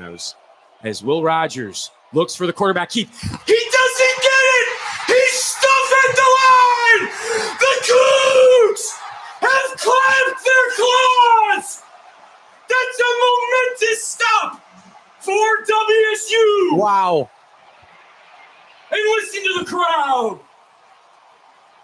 Oh, my goodness. Washington fans are starting to flock to the exits. Washington State couldn't be any more amped up. That was it! They run the speed option right. I don't know what you're doing. Listen, I have respect for Pete Carroll. I love the guy. But whatever play call that was from Brennan I've never seen anything like it. You have an immobile quarterback. He runs a speed option to the right. He gets stuff, tries to pitch it to Coleman. They're on the short side of the field. The Cougs build that wall that Dicker was talking about, and he didn't even gain an inch. He lost a yard. They didn't just stop him right there. They overwhelmed him. What a dominant showing on that play by the Washington State defense. A massive stop for Washington State, but it's still not over. You're on the 3-yard line right now. So you can't just take a knee. Fake runoff. And Mateer finds his way to the ground. Yeah. Not quite to the line of scrimmage, though.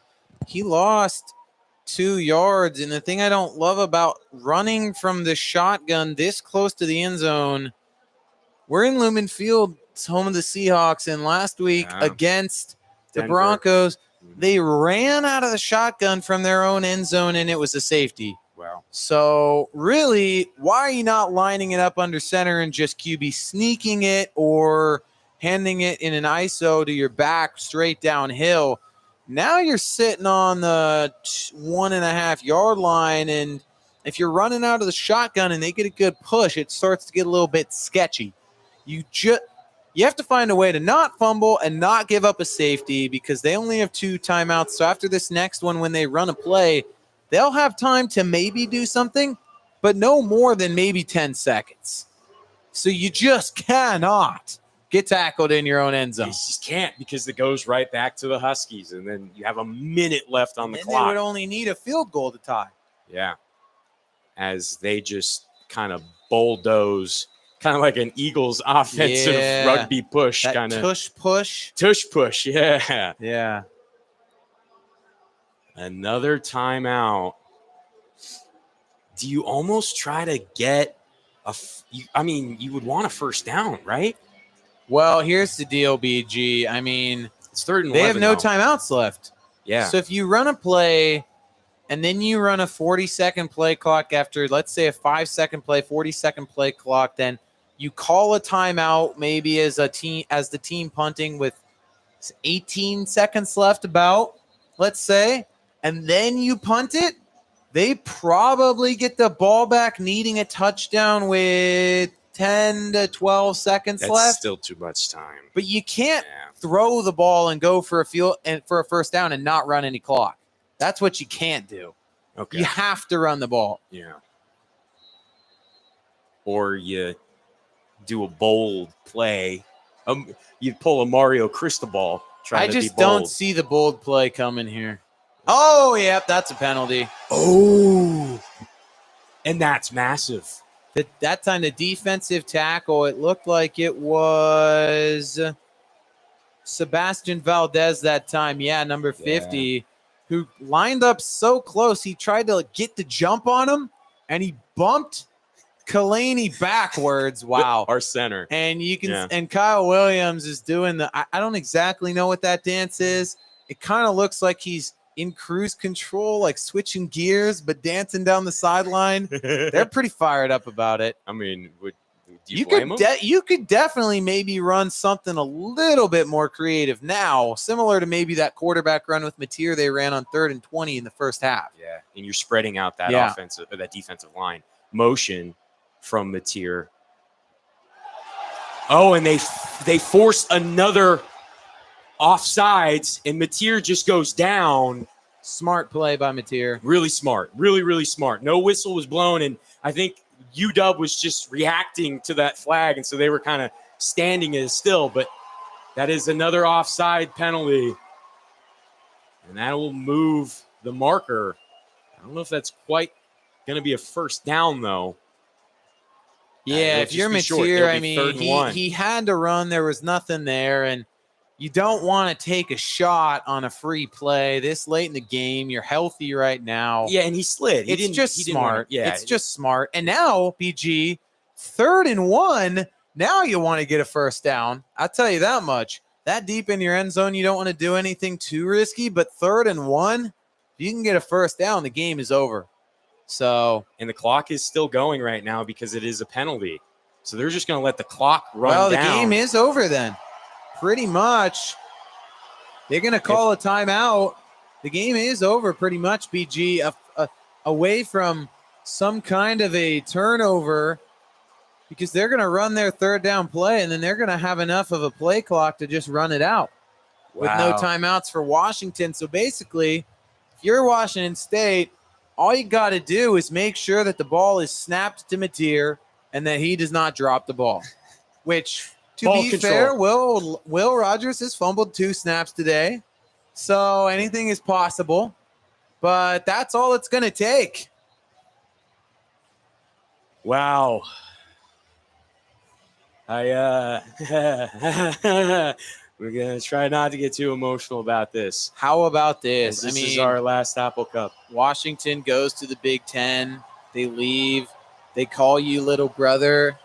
They just everything in the book to come to this neutral, quote-unquote, site. And the UW fans are leaving in an exodus. As that's it. That's all. Flags are on the field, though. Flags are on the field for Washington, jumping over, I believe, the line, I want to say. I guess we'll have to see what the penalty is. Not smart of these Washington State, a couple of Washington State players to run helmetless to the opposite end zones. You got to play it out, but that's the game. We'll see what the call is.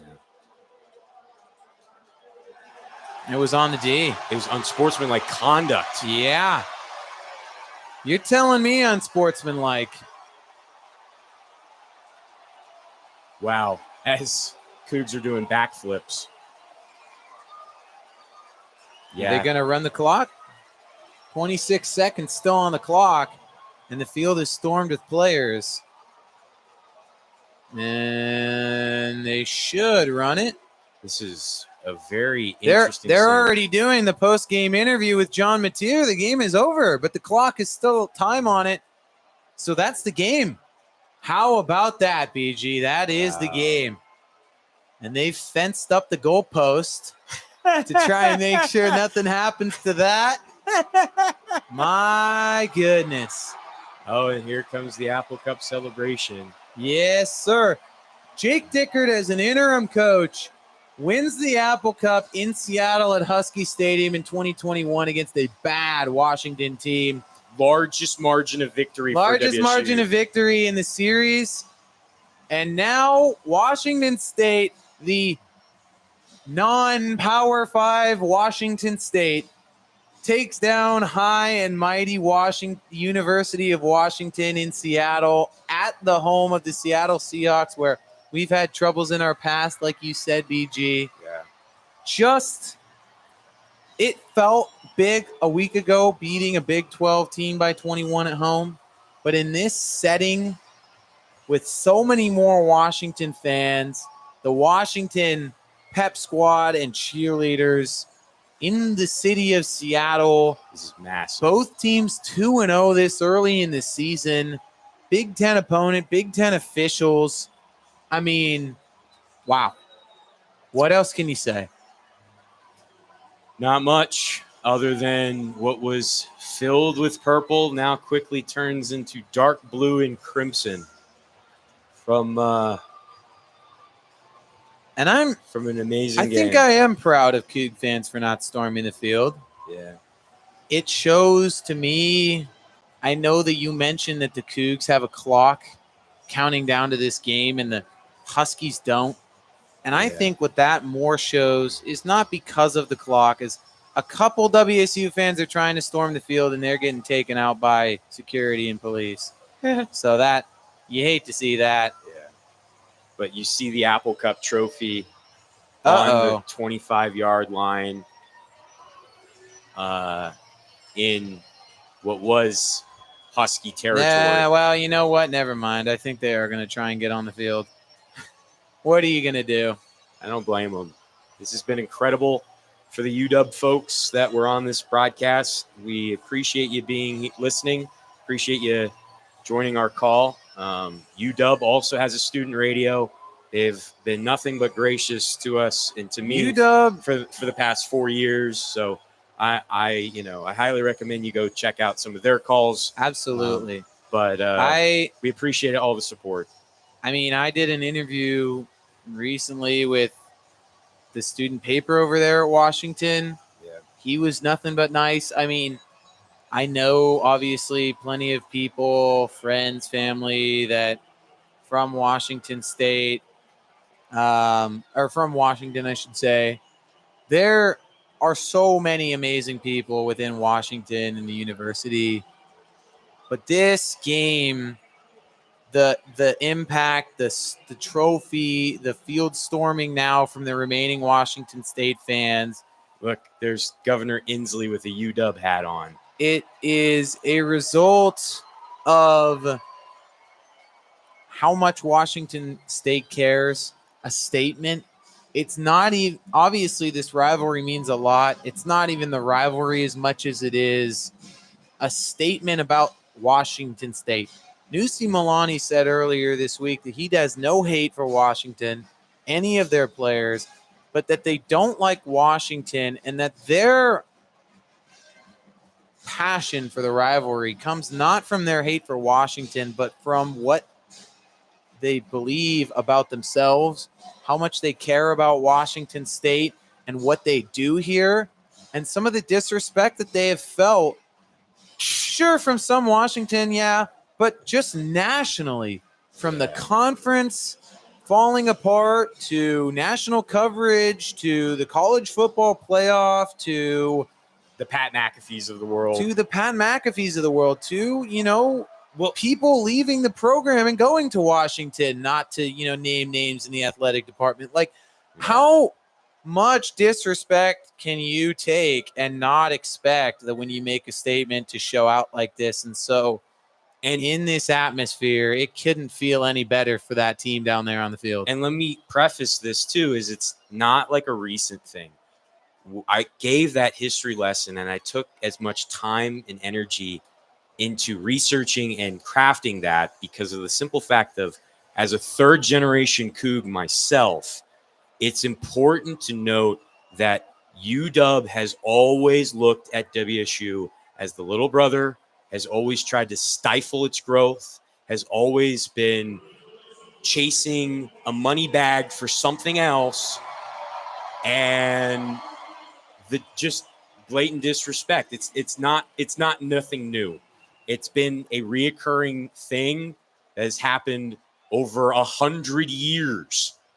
And this moment is sweet. For when I was a freshman, my first Apple Cup was a win. And now as a senior, my last Apple Cup, I was lucky enough to call it inside Lumen Field. I've done amazing games with you over the year, going to USC, going to UCLA, going to Oregon, watching them lose every time. We have watched them lose at every game we've traveled to. Every game. And the one that hit home after 4 years would be my last. And I would, and if someone's writing a storybook up above, they're doing a good job.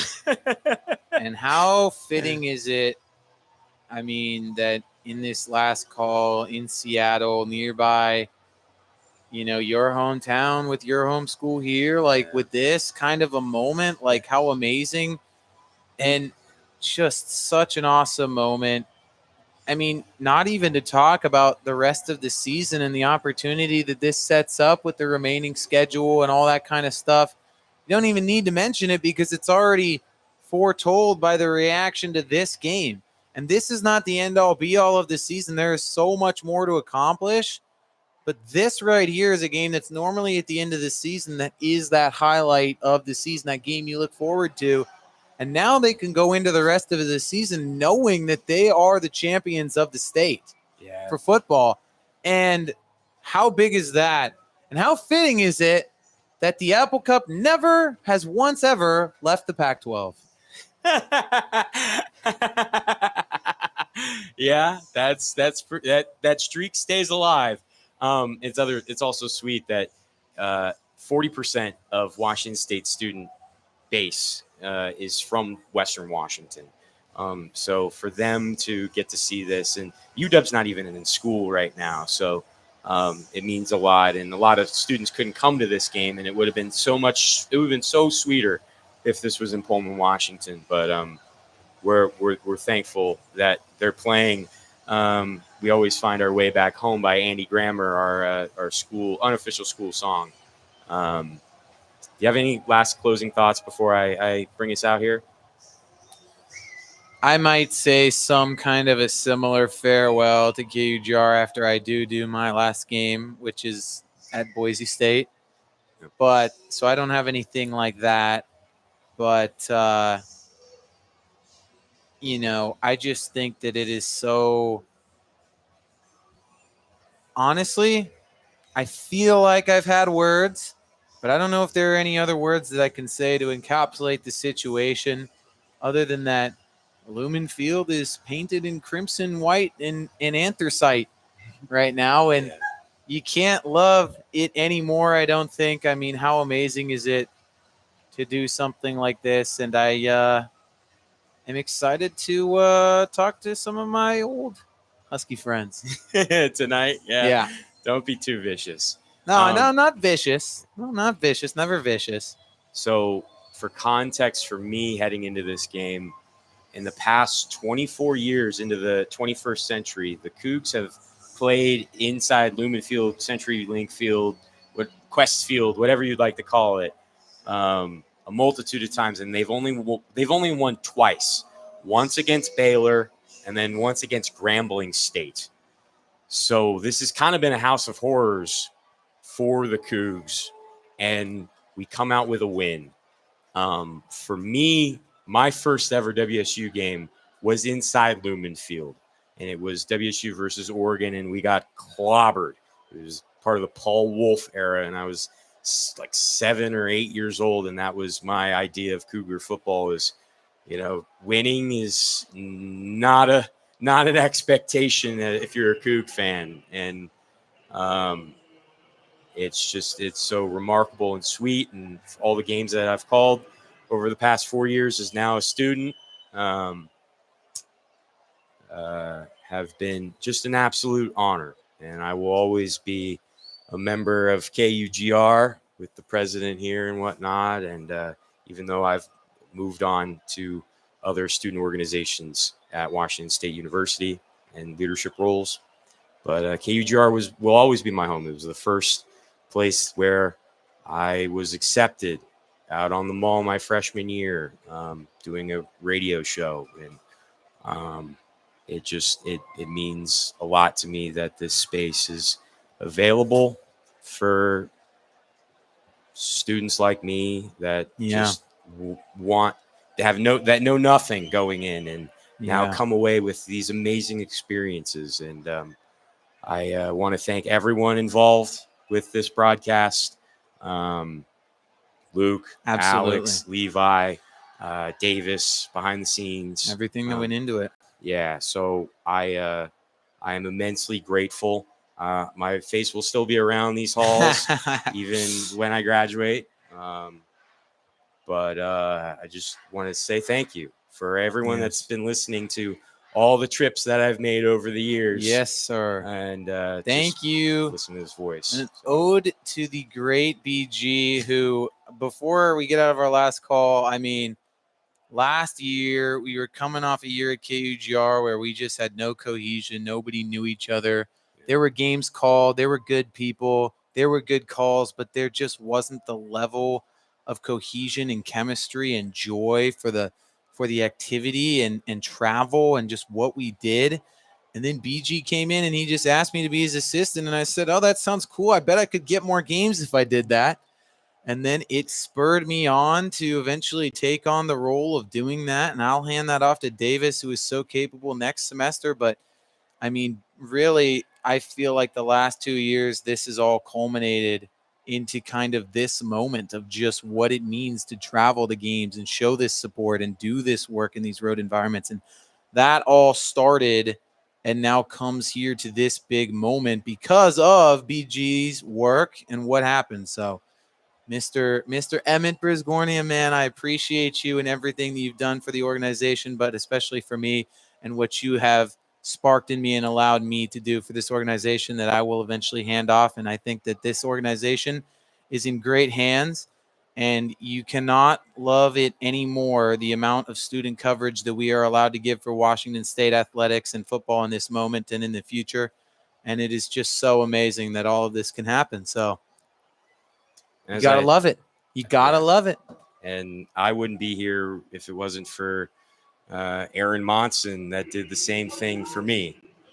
Took me under his wing and passed me the ropes.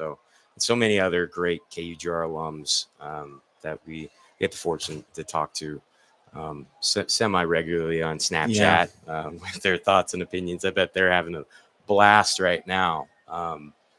But as we close, I'll just say for Alex Madsen, for Luke Westfall, for Levi Colvert, I'm Emmett Brisgornia signing off for one last time. Thank you so much, Cougar family. And you're listening to KUGR, the student voice of the Palouse. As always, go Cougs. Go Cougs.